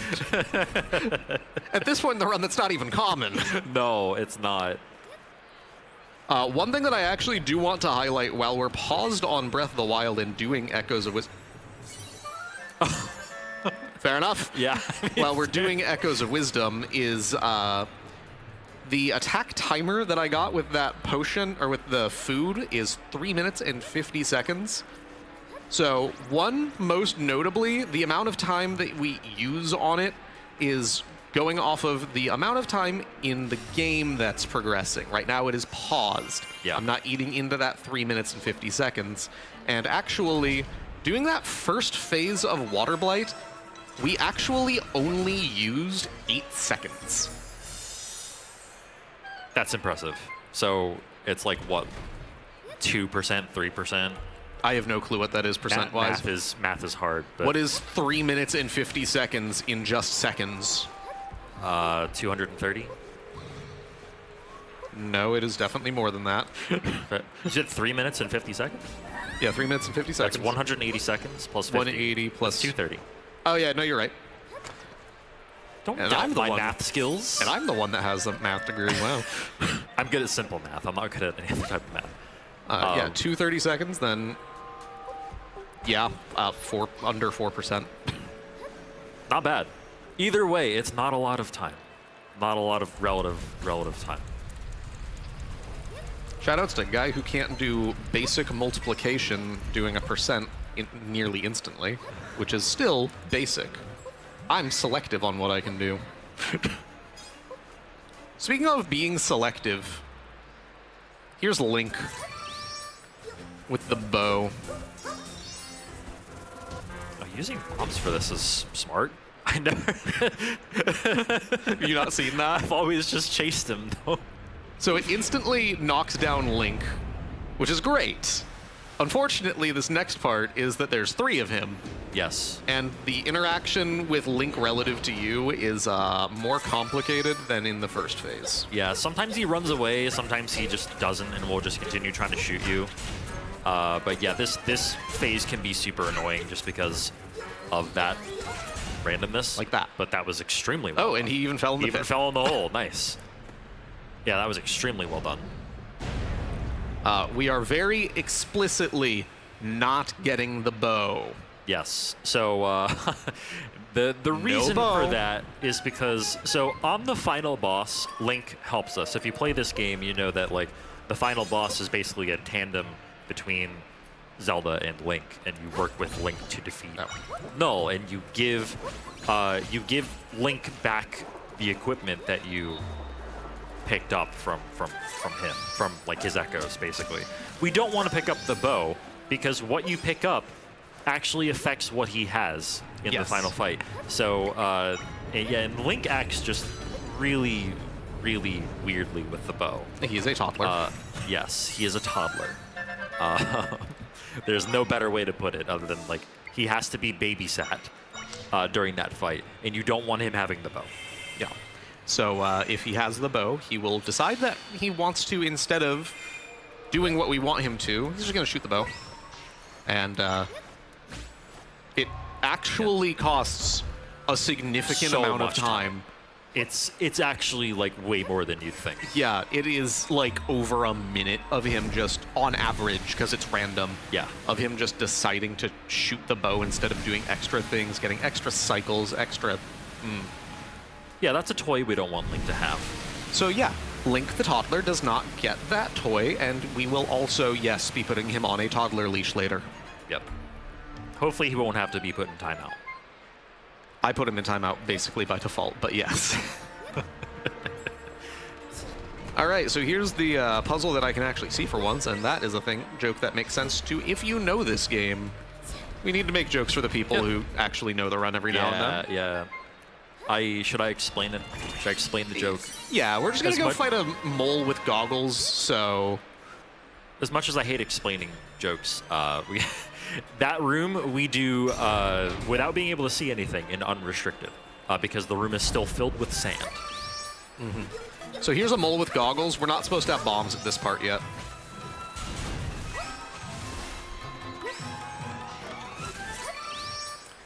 And as we said with... ooh, that's actually going to be... There we go. He was under, Okay. he was Yeah, under still. Still right there. Yep. So he is actually interactable while he's under the ground. That was an example of that. Not where I intended to explain that, but that works. As we said before, after each dungeon, we will be swapping games. So we will actually, as soon as Mogriff is dead here, that is the name of this mole with goggles, we will be swapping back to Breath of the Wild again. So we will be doing the next little bit of our blights. We may be able to finish the blights.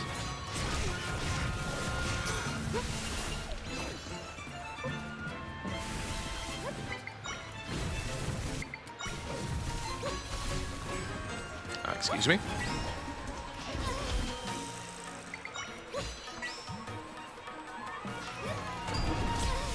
I did not know you could get hit by that, actually. And There we Mogriff go. is down, so we'll be going straight back to the blights. So this time from boss to boss. From boss to boss, where are you going? You're going over here. Okay. That is fine. Oh, no. Okay.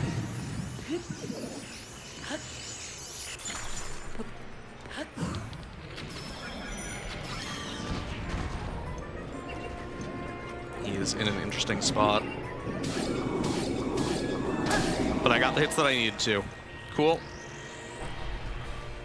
And it's a little bit easier on this second one.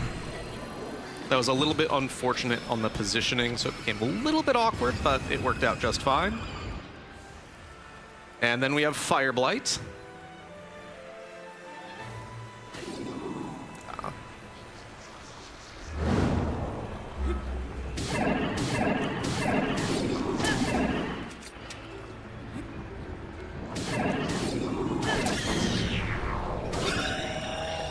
Fireblight Phase 1 is down.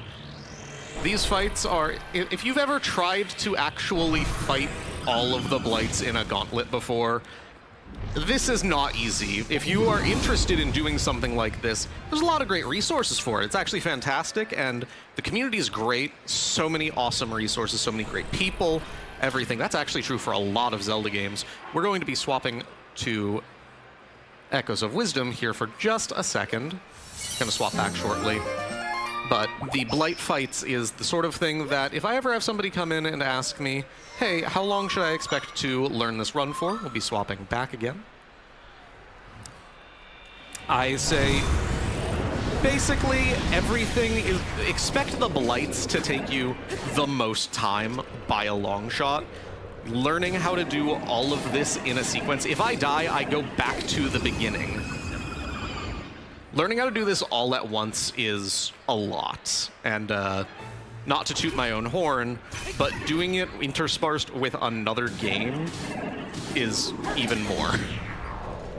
Yes, like, it's hard enough to fight all these phases with just 3 hearts, plus Calamity as well, after this. Like, I, again, can only imagine the adeptness that it takes at both games. Not just this game, but both games, to be able to do this, like, switching back and forth. Absolutely. There's a lot to it, as you know. We will actually be swapping back again, because we're going to go do our World Tour Part 2. We're going to actually do that Gust Gyro, the thing that is both of our favorite tech in this game. Yeah, so Gust Gyro is very, very fun to perform, watch, execute, you name it.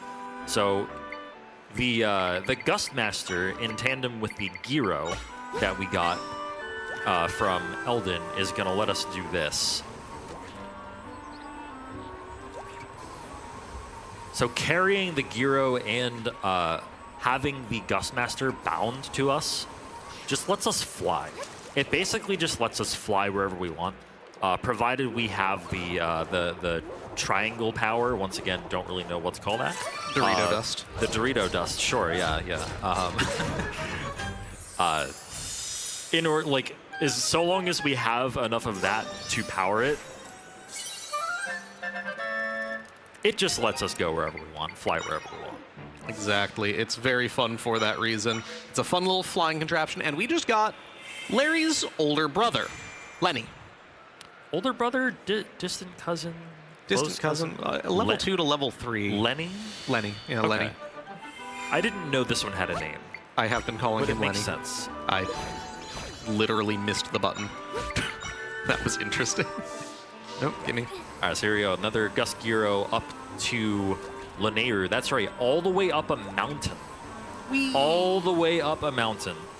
So in a lot of different places in Hyrule, there are actually not kill planes, but like void planes at the ceiling. Not around here, because the geography goes so far up, like on the Z coordinate, if you will. That particular plane doesn't really come into play here unless you go really, really, really high. But it's very easy to hit that plane with Gust Gyro, just in general, wherever you do it. But here, that plane goes way further up. And we are taking cold damage constantly, which is the thing that makes this the hardest segment in this run. Yeah, do you get the heart piece? I do get the heart piece. You get the heart piece, yes. yeah. So luckily there is a heart piece just on the ground near kind of where we ended this segment. And heart pieces in this game refill your health completely. Get me up there. Not quite. One more. Yeah, there we go. So you can see it's like virtually infinite height you can gain with this tech. It's just very cool. It's a very cool tech. Now, Zelda might be cold, but our friend Lenny... Lenny is primed for action. Primed for action and absolutely massive.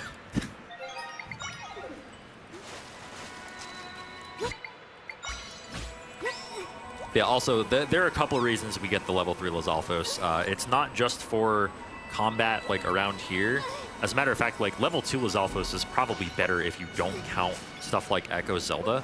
But Echo Zelda is where level 3 Lizalfos really, really shines. Because Echo Zelda is an airborne enemy Yes. that we need to be able to hit while they are airborne. And luckily, Lenny can jump very high. So this is that heart piece that Tej was talking about. It's actually not really required. Wow, that thing didn't see me. Wonderful. It's not really a requirement. It's more of I'm about to go to yet another dungeon that is very dangerous, Farron. And it is very much so a safety thing. It's right in your path. It only costs a few seconds. Yeah, like it's pretty much a no-brainer to pick it up, honestly. We're going back down to do yet another wrong warp. Like I said, the next dungeon is going to be Farron Temple, which might be my favorite temple. What do you think, Tej? Farron's cool. I'm still partial to Eldon, especially in like glitchless. But yeah, I like Farron. I like Farron. I just don't like Manhandla that much. Manhandla does suck. I agree with that. So we're going to deal with Manhandla. If you know Zelda franchise, you know who Manhandla is. And if you don't, consider yourself lucky that you don't know who it is. Huh. That was interesting. I somehow dropped it. All right. Sometimes that just kind of happens. It's admittedly not an easy trick. It's just one that I've done a lot. Yes. Yeah, it's not an easy trick at all, even though most of the time Glubbers does make it look easy. It is not easy to do.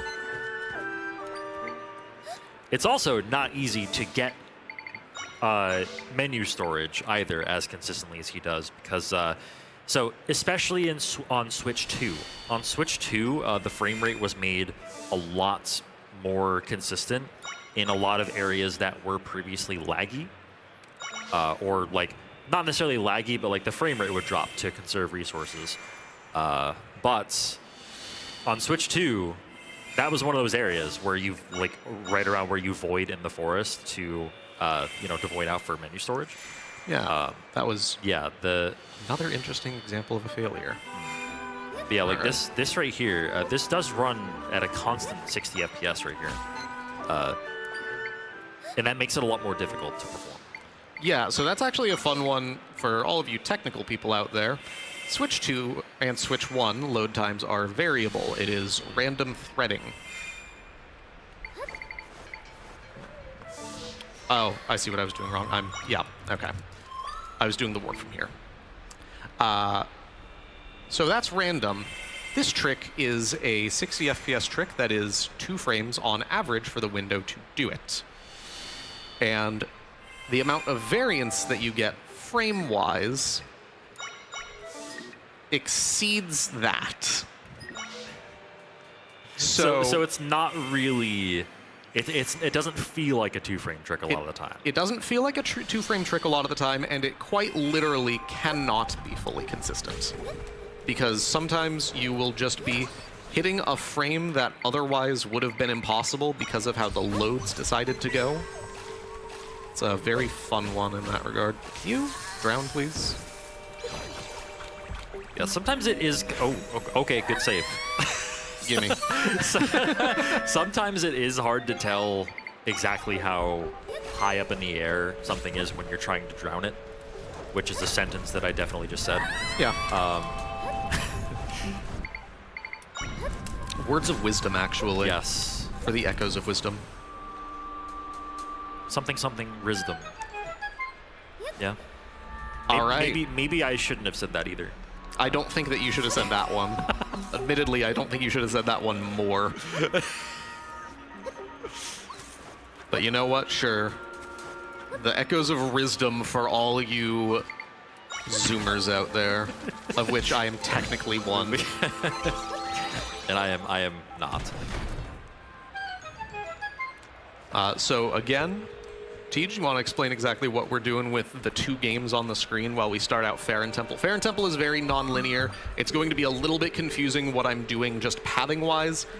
Trust me, I'm taking the best route to get through something that is designed to be non-linear. Sure. So let's see now. Farron Temple. So we face Manhandla twice total in this dungeon.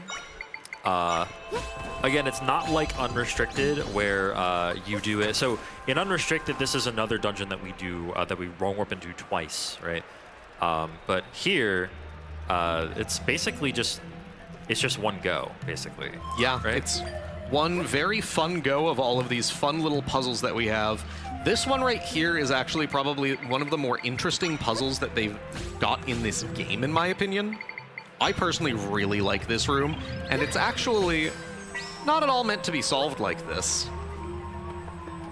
But I love that. Yeah, I like that too.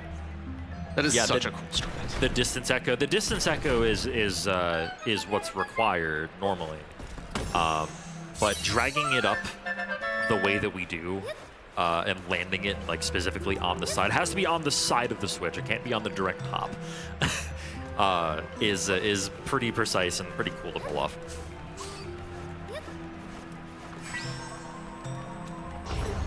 Pull up this hidden wall here that I don't even know how you're supposed to know is there. I genuinely don't. Yeah, I think it's supposed to be like, I think you're supposed to open that from the other side in normal gameplay. Yeah, you're supposed to open it. Yes, that does make a lot more sense. But knowing it's there, you can do it from the other side. So we're going to go to Manhandle 1 here. Yeah. And Manhandle 1 is no problem for our boy Lenny. Lenny the level 3 Lizalfos.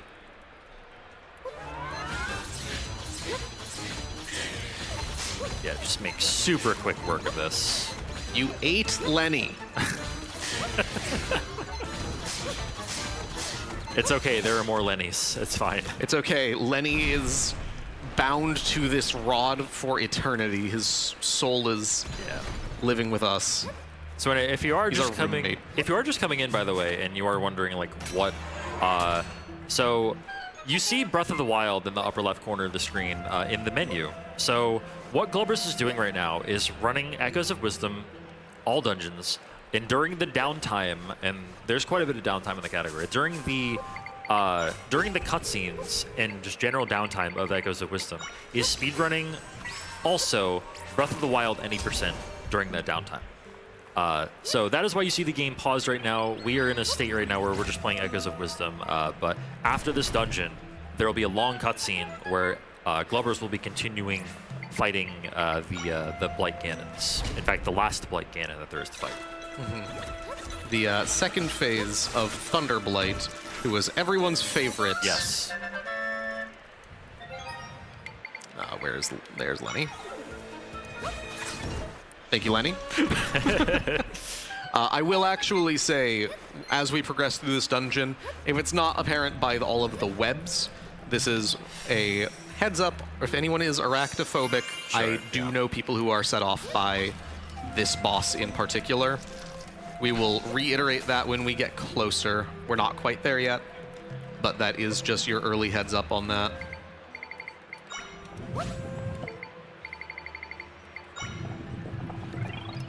Because Goma is indeed a spider in this game. Very true. Very true. That's actually a really interesting thing that I think about every now and then. Why is Goma an inconsistent insect/arachnid throughout Zelda? Why is it just inconsistent? I don't know. I feel like there are a lot of things that are inconsistent. I think that's where kind of the term Zelda logic comes from. True. But here we have Manhandla Phase 2. Manhandla now has some blue heads to go along with the yellow ones. The blue ones require feeding them bombs before actually cutting them off. And the rest of the fight is pretty normal, except I think he has more health on each of the legs, but still no problem for Lenny and a couple of bombs. Yeah, it's actually the same. It is marginally more health, but it's actually the same count of attacks just because of how much they do. Yeah. So it appears the same. All right, here we have the boss key, and we're going to warp back to a central room where we did get a waypoint in Farron, and we're going to now go downstairs. Yeah, this is kind of what I meant by this being extremely non-linear. It is just, here is a random... I was mid-jump. A random spot to warp back to because it's where I need to go. That's what I love about this dungeon is it's linearizing the non-linear in terms of the speedrun routing for it, and that's just conceptually very cool to me. Like, I probably put it in a way too annoying of a way, but that is truly what we're doing, and I do really like that kind of thing in speedrunning. You know, generally, a lot of people in the audience may only watch speedrunning every now and then. There's a lot to love about speedrunning in a ton of different ways, and a lot of it is in the optimization of everything, and that comes out in a few ways, like I was just saying, linearizing the non-linear. That was meant to be a jump. We are going to have the spider boss, so I'm going to warn once again that there's that photosensitive warning. That's upcoming right here, by the way, right through this next door. And after the boss, we will go back to Breath of the Wild, but Tej, what do you love about speedrunning while I do Goma here? So I've always been a huge fan of improving myself personally, like just whatever it may be, and I guess that's what got me hooked on speedrunning, honestly. But like, it's always just a constant battle for that sort of improvement, and yeah, it's just kind of stuck with me, honestly. But yeah, getting back to what you said before about like linearity and stuff like that, like you sometimes forget because of the nature of speedrunning and how like stuff is done like kind of the same way each time, like every time. Like you kind of forget exactly how non-linear some parts of some games are, or some games are in general, because you tend to think of them in straight lines, like once you start running and once you get into the habit of doing stuff the same way each time. So yeah, it's like sometimes it is easy to forget that. Absolutely. But there is also a common question. By the way, we're going to finish the fight here and swap to Breath of the Wild. There is a common question that we get as speedrunners, which is, how do you enjoy these games after all this time? Can you enjoy it casually still? That kind of question comes up a lot. Tej, do you mind tackling that while I do the spectacle that is the last blight down right now, and we're going on to Calamity? Sure. So as far as like playing games, and by the way, round of applause for defeating the blights. So basically, like having fun with games casually in a vanilla perspective, like after speedrunning, is sometimes kind of difficult. Because like, you know, you feel like you know so much about the game, like you feel like you've gotten a lot out of it already, but there are still ways to enjoy it, like challenge runs. You can challenge yourself in other ways besides just speedrunning. You can do randomizers of that game if a randomizer does exist for that game. But just like, and sometimes a game is just so good that, you know, or you like a game so much that you can play it casually no matter how many times you've speedrun it before. So like, yeah, sometimes it can be challenging, but that's phase 1 of Calamity down. That is phase 1 of Calamity. Laser would be good RNG. Thank you. There's the parry.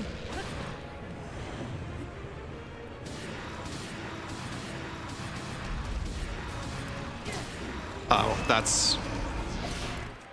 is just fine. I nearly ran out of stamina. Whew. I thought that I had made an actually pretty big mistake, but barely didn't.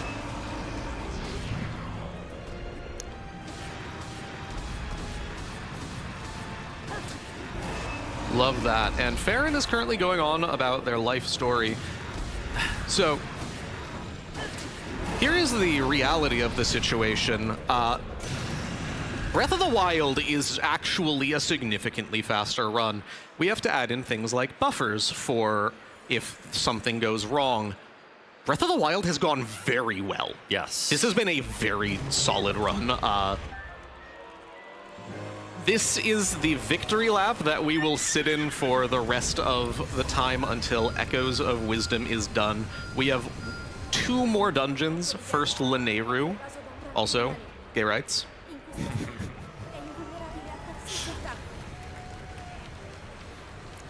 We have a little bit of time in Echoes of Wisdom where we're going to just be doing a couple more dungeons. So we'll just be playing around on a horse in Breath of the Wild in the meantime. Yeah, you know, just a stroll in the park. I went slightly early. That's what we try to avoid having happen. How did... Excuse me. Excuse me. Excuse me. Any day now. Thank you.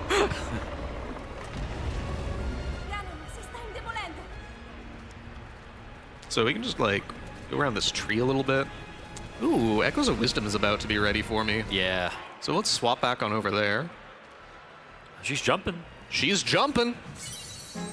Again, that's just a result of the turbo. Like Glover said earlier, like this run would not be possible without turbo being allowed or utilized. Exactly. For mashing text specifically. Because that's considered downtime. That's downtime where you just don't have to touch the controller at all if you have turbo going. Exactly. We are going to go back to Breath of the Wild. We can be a lot more lax on these swaps now that Breath of the Wild is basically over. Done, almost done. Whenever this boss, Ganon Krisha Malefic, whenever he goes down, that will be time for Breath of the Wild, which we are going to synchronize with time in Echoes of Wisdom. So, we get to have fun in this little scene, this little guy right here. Our Bow of Light is actually just a really cool item, generally.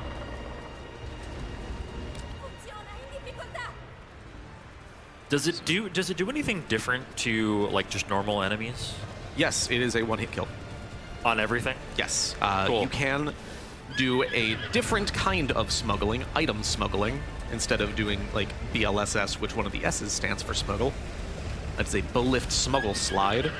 If you do an item smuggle out of a file like this, then you can get the Bow of Light. There was actually a previous 100% route that did that. It is kind of very slow to do that. Interesting. But there was a time where it was used because of how strong it is. Now they use something called IST, or Inventory Slot Transfer, which I won't really get into because there's a lot of text to explain between the two games already. Don't need to explain something from a different category. Something that is not relevant to what exactly we are doing right now. Exactly. You know, and like we will swap back over, by the way. There's a such thing as like interesting stuff. But Yeah. So if you're interested in any Breath of the Wild tech, inventory slot transfer, anything greater than that, that's actually something that I'll be doing shortly on my own personal stream when I'm not doing big performances like this. That is the next category on my list after I do some Minish Cap, actually. yeah, hell yeah, Minish Cap. Let's go. I love Minish Cap. Minish Cap is my favorite game of all time. Yeah, can we get a round of applause for the like 5 people that played Minish Cap because it was a Game Boy Advance game that came out after the DS? A lot like the Oracle's games that came out after the Game Boy Advance. after the Game Boy Advance. Yeah. All the Capcom Zeldas are good. Yeah. I know someone who was here earlier who he really loves the Oracle games. Yeah, I think his name was Ziggy? I think it's Jaigi. Oh, yeah, that's it. We're going to do another Gust Gyro after we do this wrong warp into Lanayru. That is not Lanayru. Spoiler alert! That's the end of the game. Whoops. Yeah, don't spoil us like this. Come on. Look, just because we're about to end Breath of the Wild doesn't mean we can quite end Echoes of Wisdom I saw yet. Dark Beast and my brain's ready to be done. It's also, okay, so there is a such thing, too, as referring to what's called your splits when you're speedrunning to, like, remind yourself where you are in a run and where you're going, which is something that I do quite a bit. Like, I reference my splits. I look at my splits and I'm like, okay, this split is called Lanayru. All right, I'm going to use this warp now. But we don't have that right now because of where we are, so. And, you know, we do this wrong warp 9 times. So, or 10 times now. Yeah, well, we've done it more because of I've had to do a few of them multiple times. All right, hello try. But yeah, people will reference their splits, which kind of tells them where they are in the route, that sort of thing. We've talked about this a little bit privately, Teach, but that is also something that I don't do. I listen to music and I do things by memory. I don't know how you do that. I'm such an audio-driven person. Like, I have to use audio. I have to play with audio. Like, I can't play with no audio. I straight up just, like, it doesn't work. I can't do it. It is a similar thing for me with my splits. I get messed up if I see my splits. So I put them on for people to reference, and so that I know my final time. They get put away for the duration of the runs, except for a couple of little points where I go and check them out.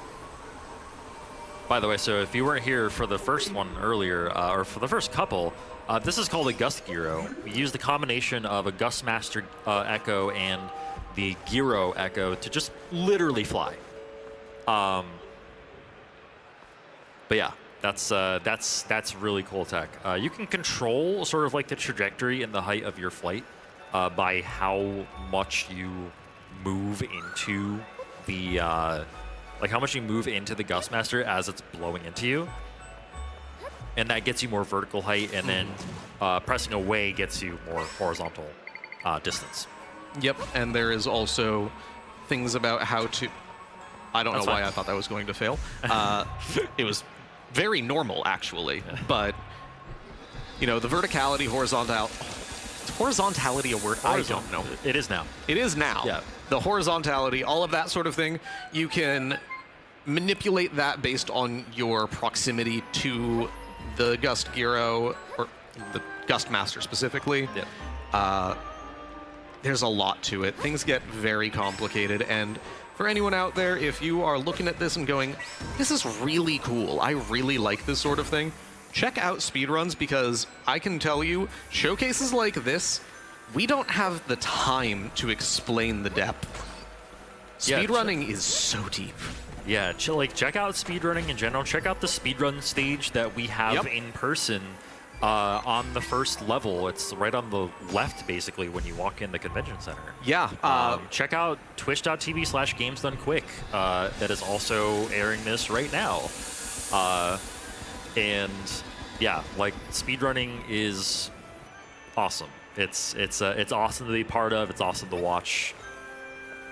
Yeah, and for that, what do we have actually going on after this on the speedrun stage? So currently in the speedrun stage room, they are just playing this because this is what's happening for GDQ right now, as well as the PAX Arena.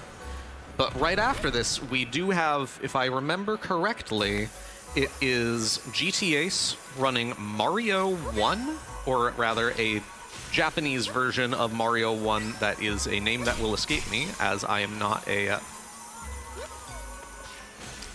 Mario person.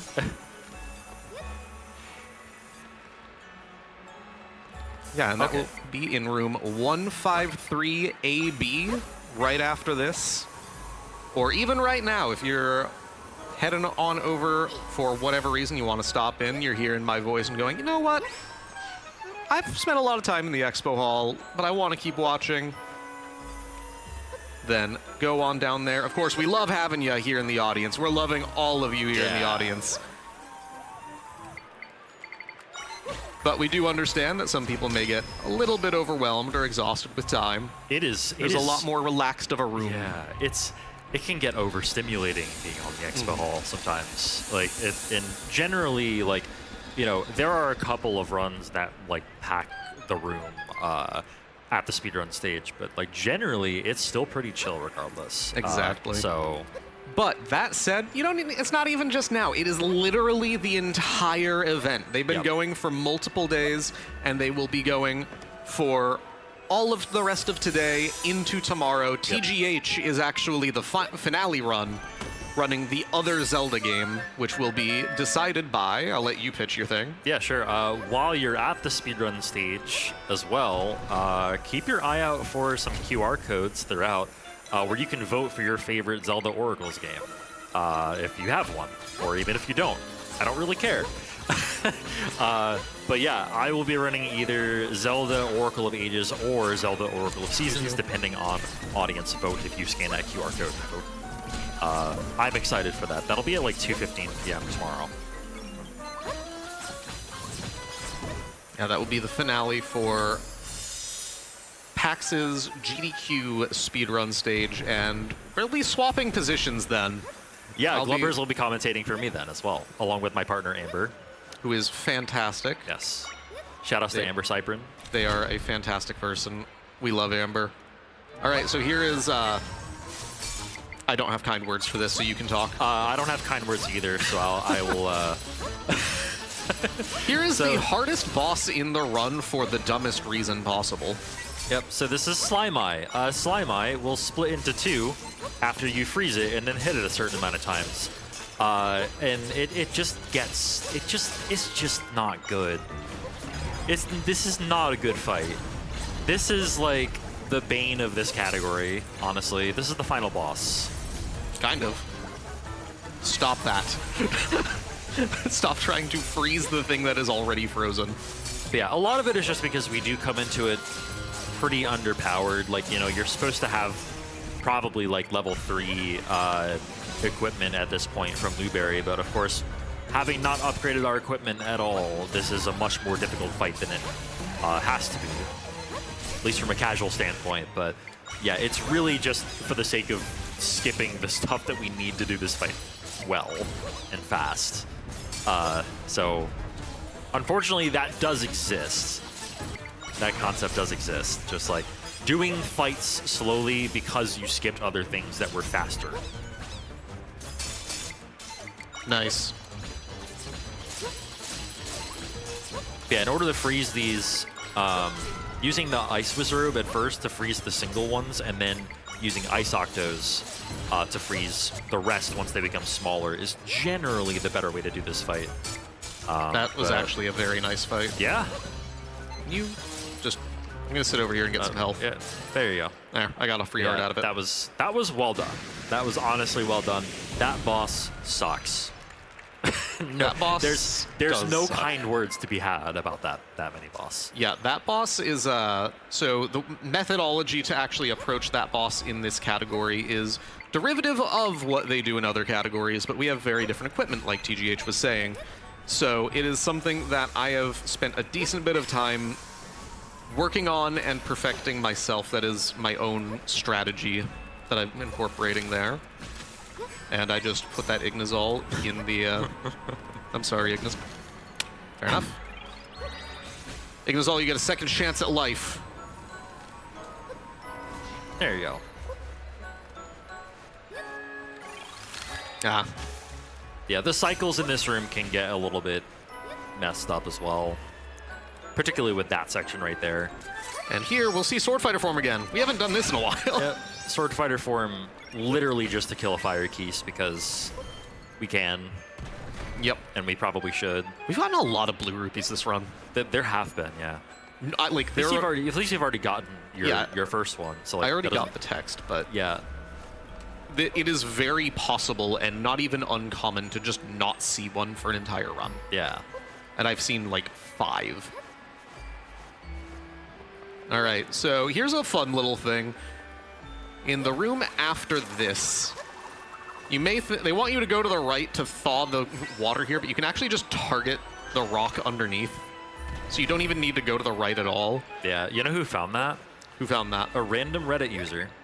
Shoutouts to Reddit. Just not part of the speedrun community. Just somebody on Reddit found that strat. I also really love that strat where you give the Ignazol a ride. I like that too. It's a fun little thing. But yeah, shoutouts to Reddit, I guess. And here we have Wolfos. And I did not mean for that to get spawned, but that's fine. That's fine.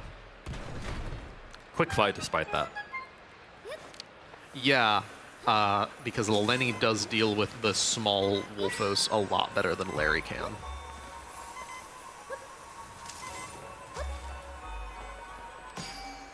So yeah, we haven't really talked much about this dungeon yet. We've been talking about other stuff, but this dungeon's all about using these like fire and ice themed or coded orbs to melt and freeze things throughout the dungeon to open up a pathway. Like for instance, putting the fire orb there just in the room that we're in currently just melted that ice because it turned the heater on. Yeah, so in this room that we just saw on camera, we're going to be using this orb and actually changing it to a fire orb so that we can melt the ice in the next room and then freeze it. Yep, so melting these icicles here, which allows for a flat surface. This is a fun little puzzle that this is just the solution to. So sorry to anybody who wants Echoes of Wisdom unspoiled. You're watching an Echoes of Wisdom speedrun. You get rid of the icicles and then refreeze it to get a flat surface for a snowball to roll on. It's this fun little thing to go and get the boss key. Casually, I thought it was very clever. Oh yeah, for sure. I personally can't believe that you would just go ahead and spoil Echoes of Wisdom for everyone, though. That's honestly like a real, like, how could you do this? Yeah, I'm sorry for spoiling a game that came out a year and a half ago to an audience watching the game. Willingly. Willingly.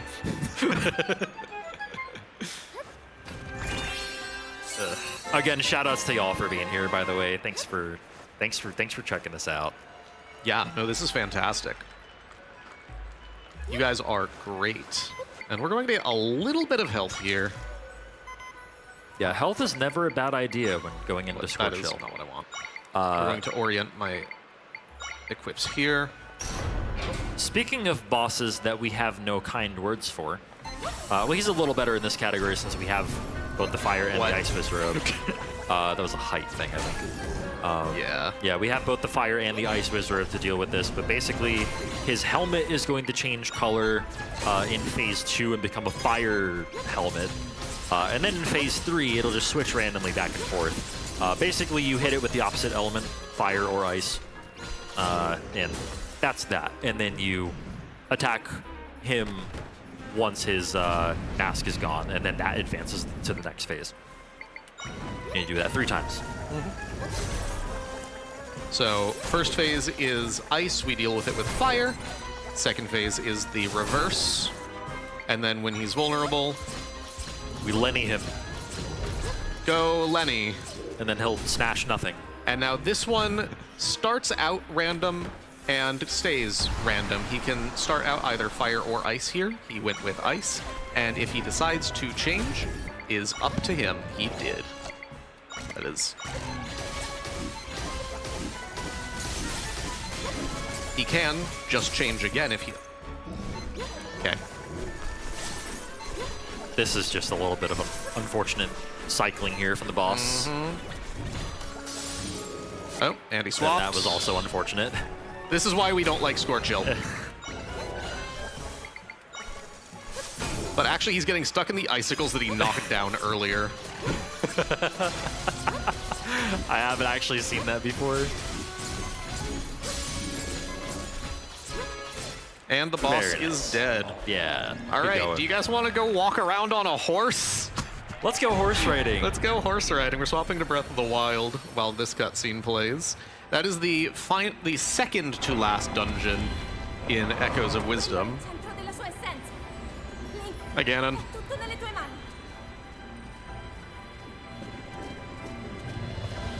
Look at this dramatic music. Hey, look, it's the end of the game.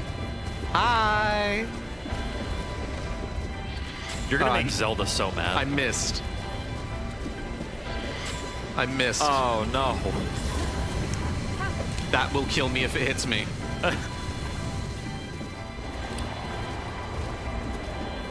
Right, so yeah, we are killing time here, by the way, just because Glovers does want to finish both games at the same time. And he also had an extremely good Breath of the Wild segment here, like Breath of the Wild half of the run, basically, since this run is both Echoes of Wisdom and Breath of the Wild during Echoes of Wisdom's downtime. So basically, that's what happens when you play the game too well. Yeah. Right? We do have to account for the potential of things going wrong, which basically nothing did in Breath of the Wild. Yep. So as a result, we're in the very tail end of Echoes of Wisdom. You know, this is the last cutscene playing where we would have swapped anyways. We do not have anything to actually do just because that buffer became null, which is a... I guess good one. Good one. Good one. We'll explain that joke when we get there. The final boss of Echoes of Wisdom is named Null. Yeah. I think I mentioned it earlier. Oh yeah, she is getting mad at me. Yeah. Link, what the heck are you doing? All right. There's an eyeball over there. Whoop. We are. Well, you can't hit me. We're about to switch back in Echoes. We are about to swap back. Yeah. That is also why the game is staying paused, because otherwise I would just get hit. Well, it was a fun Breath of the Wild segment. Yeah. We got a lot done there. I think we just decided to go horseback riding for, like... Exactly. Didn't really have to, but... And you know what? What else are we going to do? For this one, we can just look at everyone's favorite character in Echoes. Oh, right. Yeah, that character. Yeah. That exists. Yeah, ball guy. Yeah, this guy. Shout out to Conde. Conde! Look at him, he's adorable. If anybody here has played Echoes of Wisdom, which is hopefully some of you at least, you know how lovable this little guy is. He's every other story in Echoes of Wisdom is help out, solve the problem that this clan is having, this town is having, whatever it is. Conde's just looking for his brother. And he gets so happy to know that his brother's okay. Yeah. Look at that. Love that. Aww. Have a good one, Conde.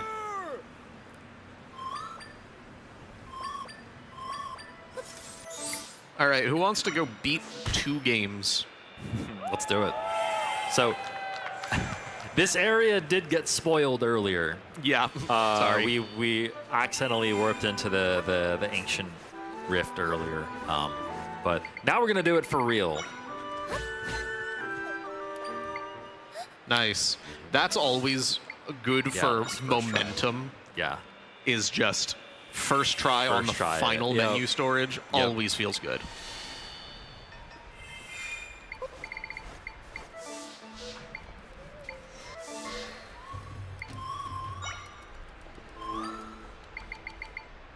We need the Totem Blazer and our friend Blowy. We will be using them one last time for the hardest Gust Gyro in the run.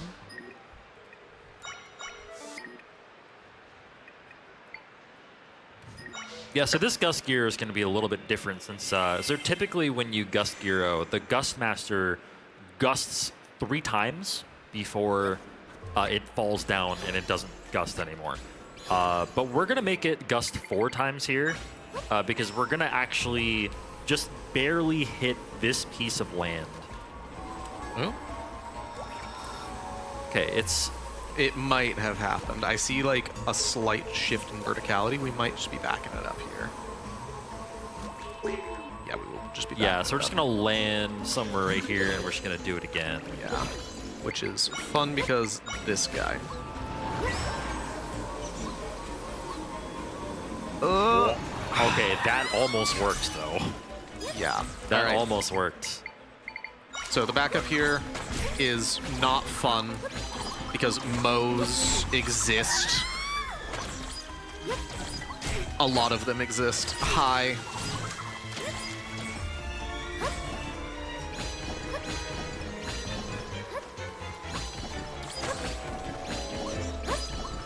Okay, we're good.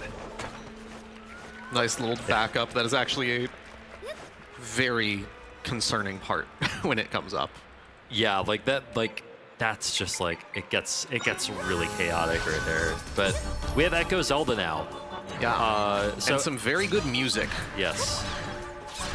So Echo Zelda, as you can see, will fly around and create these dark echoes of enemies that you've seen, or maybe we didn't see them, I don't know, throughout our adventure. Yeah, there definitely are a few that we haven't seen. Like, she can summon the level 3 Dark Nut. Yeah, She can summon Dark Lenny. she can. But yeah, Lenny can hit her while she's in the air. This is, so remember earlier, we didn't get the bow. So typically the bow would be used in this fight in order to knock her down. But since we don't have that, we have to rely on Lenny, and this is a little bit of a sticky situation, but we are through phase 2. That was very hairy. Okay.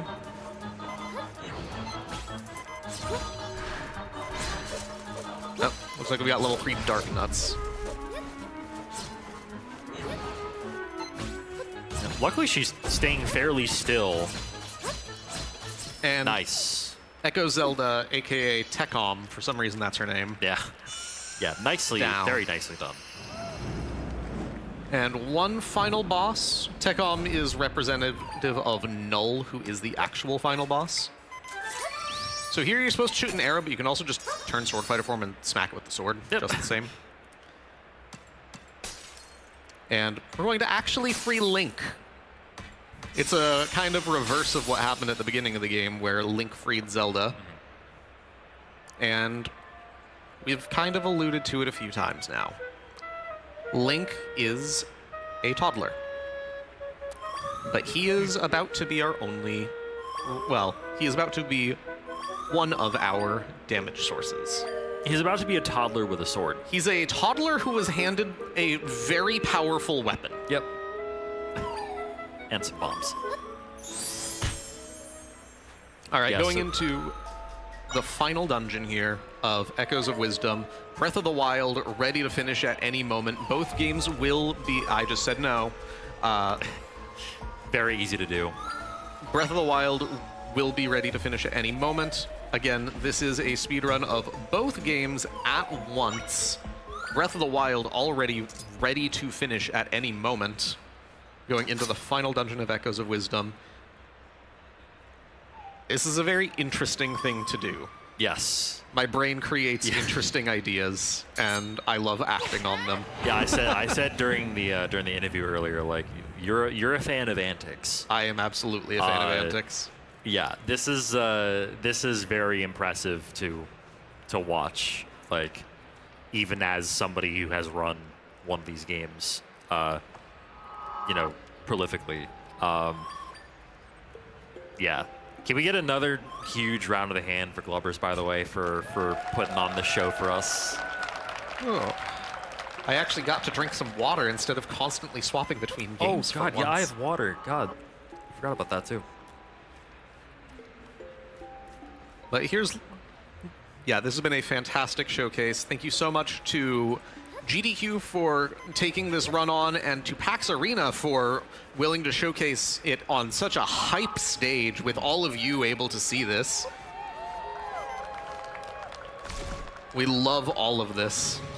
All right, Link, Come on, Link. do your job. So this room, also the third phase of these blobs that fly around, we're gonna do something called Lionel Skip, because it's supposed to be a Lionel that spawns. Yeah, that one did catch up with us, unfortunately, but the third one, we can just stand on a certain spot and it'll rotate around us, and then either Lenny or Link will, yeah, like right about there. Yeah, there we go. So I was just actually kind of sus of that spot. I'm glad it worked. yeah, so we can just kind of like let it swing around us and let Lenny or Link take care of it for us. So, Breath of the Wild Link has 8 fish that restore a heart each. Link, can you hand those over to Zelda here? She's kind of... Oh, okay. Bye, Link. That version of the run hasn't quite been developed yet. Yeah. Thankfully, no need to do something called soft lock skip here, which all dungeons unrestricted would be doing because we wrong warp straight into Null and Link isn't here. Here we have the busiest room. of Null's body.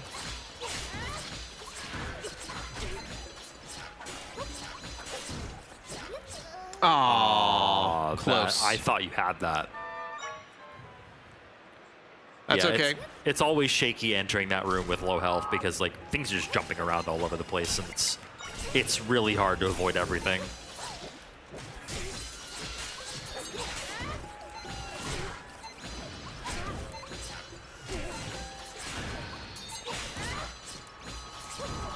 There we go. Yeah, nicely done.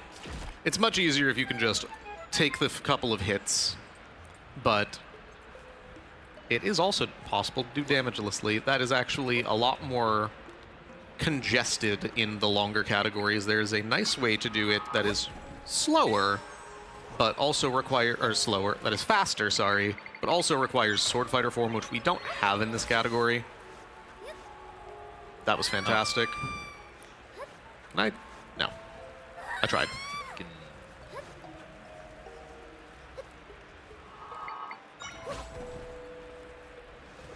Oh. All right, fair enough. Admittedly, that's never happened before. I had no clue what to do. We got to say that twice. I'm going to be honest, I was right there with you. I wasn't really sure how to back that up. Yeah, there just goes my means to travel. Nicely done.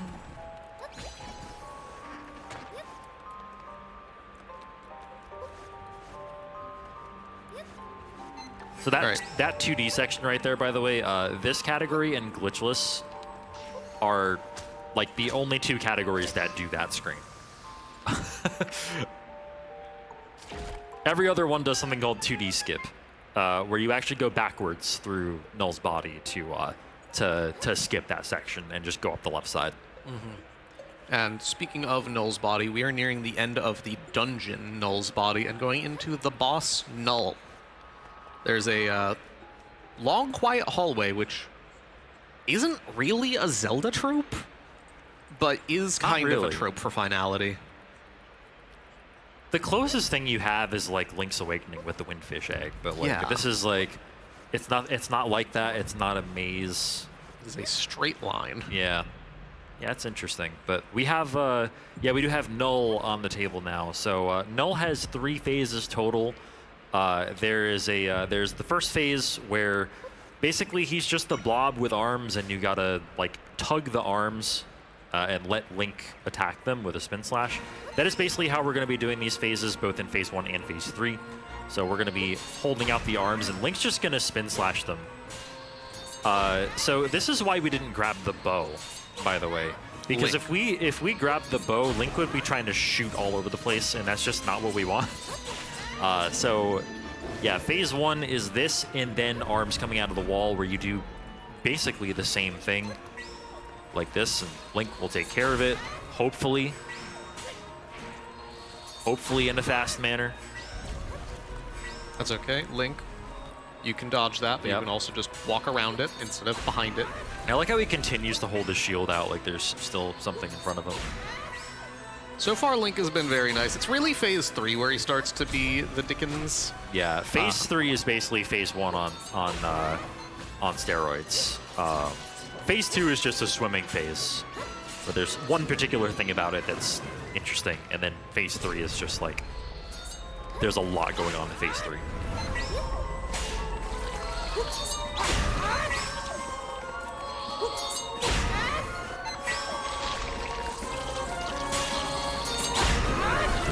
Yeah, grabbing that particular arm before it makes its attack is also really good.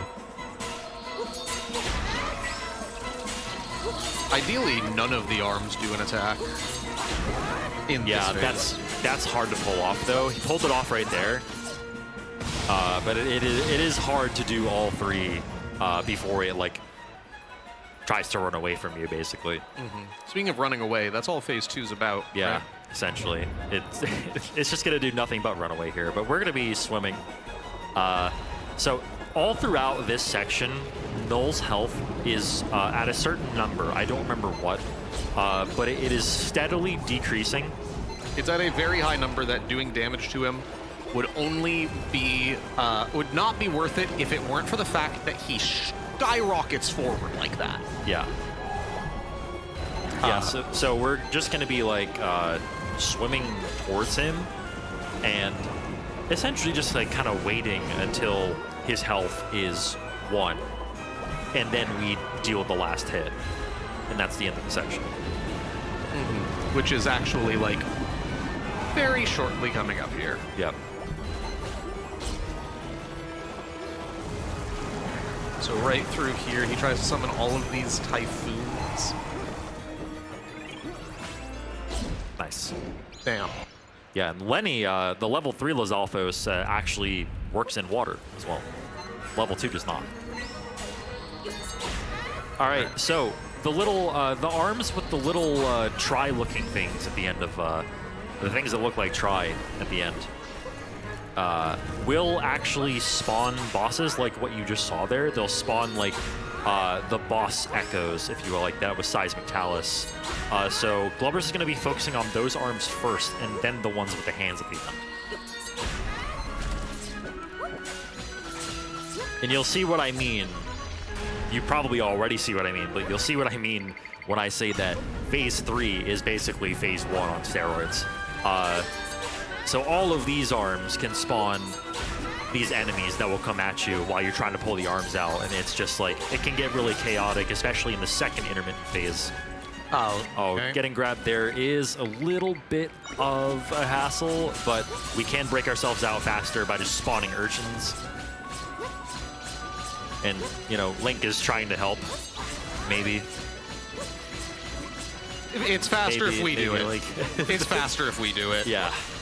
Thank you, Link, for trying. Yeah. 40 sea urchins releases you, by the way.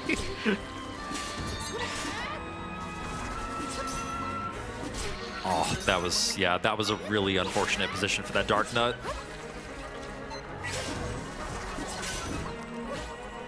All right, Link. There we go. Okay.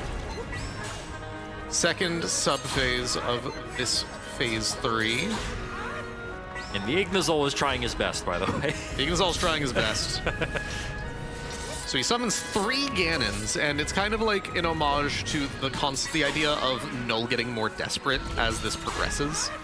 You see that the summons that he does are more and more as he gets closer to meeting his demise. Yeah. That's actually not the highest number of Ganons that we might see. True. And then we want the Strantula being one of the strongest echoes in this regard alone. Yeah, they serve as a really, really good distraction, as you can see by those 2 Moblins. Just kind of attacking the Strantula and also getting knocked back significantly from the hit. Excuse you. Unfortunately, Lizalfos didn't quite get the memo.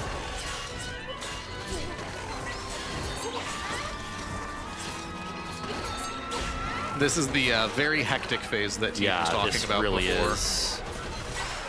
But fortunately, right now, it looks like they are all actually fixated on the Strantulas, so we are able to get that last arm. Very, very nice. All right, so we have a couple more here. This is the last cycle, the last phase. And here we see 6 Ganons.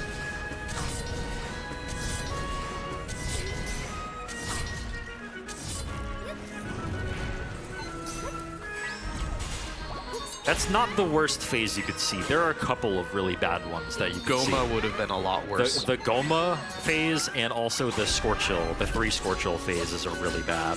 All right, so we're actually coming up on time here very quickly, so we're going to start pulling. Yep, and as soon as the Triforce, excuse me, the Prime Energy, sorry. As soon as the Prime Energy gets released from Null, that's when time would be for all dungeons restricted. For Echoes of Wisdom, that's time right there. He closed his eye. He closed his eye. Well, we can swap to Breath of the Wild. Switching back to Breath of the Wild and time. That is time for both games. And that is The Legend of Zelda Echoes of Wisdom and The Legend of Zelda Breath of the Wild. in Whatever the time was, I don't have a timer. It was 2:32. 2:32. All right. You know, very respectable. We expected this to take about half an hour, and you know what? It did. You guys enjoy?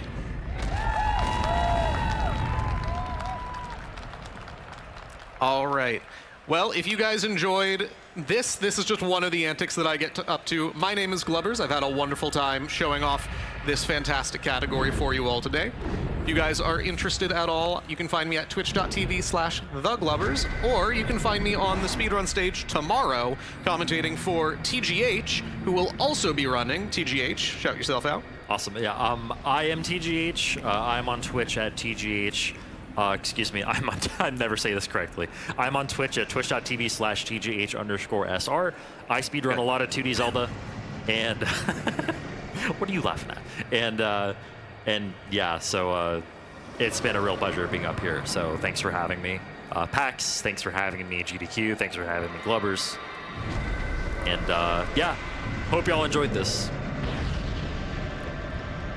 All right, so we'll be passing back to Elliot, our host. Come on, take your headsets off and come up to the front of the stage. You need to bow to your crowd. Come on.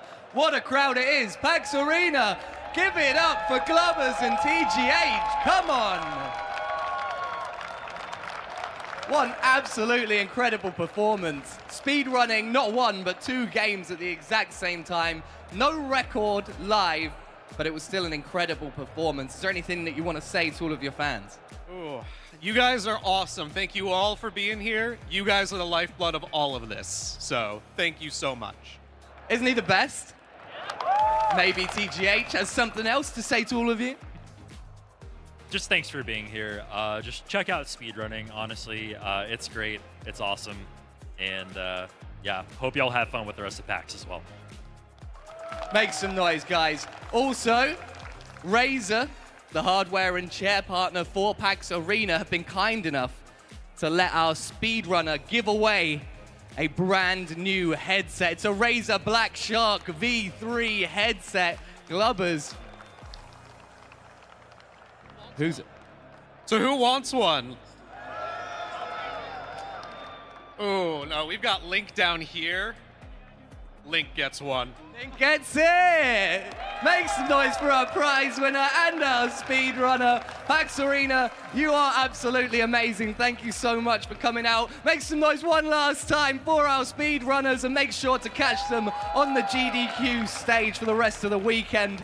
We're going to take a quick break, and when we come back, we will be carrying on with the Almost Pro 10K 2XKO Open Mixed Mode. So don't go anywhere.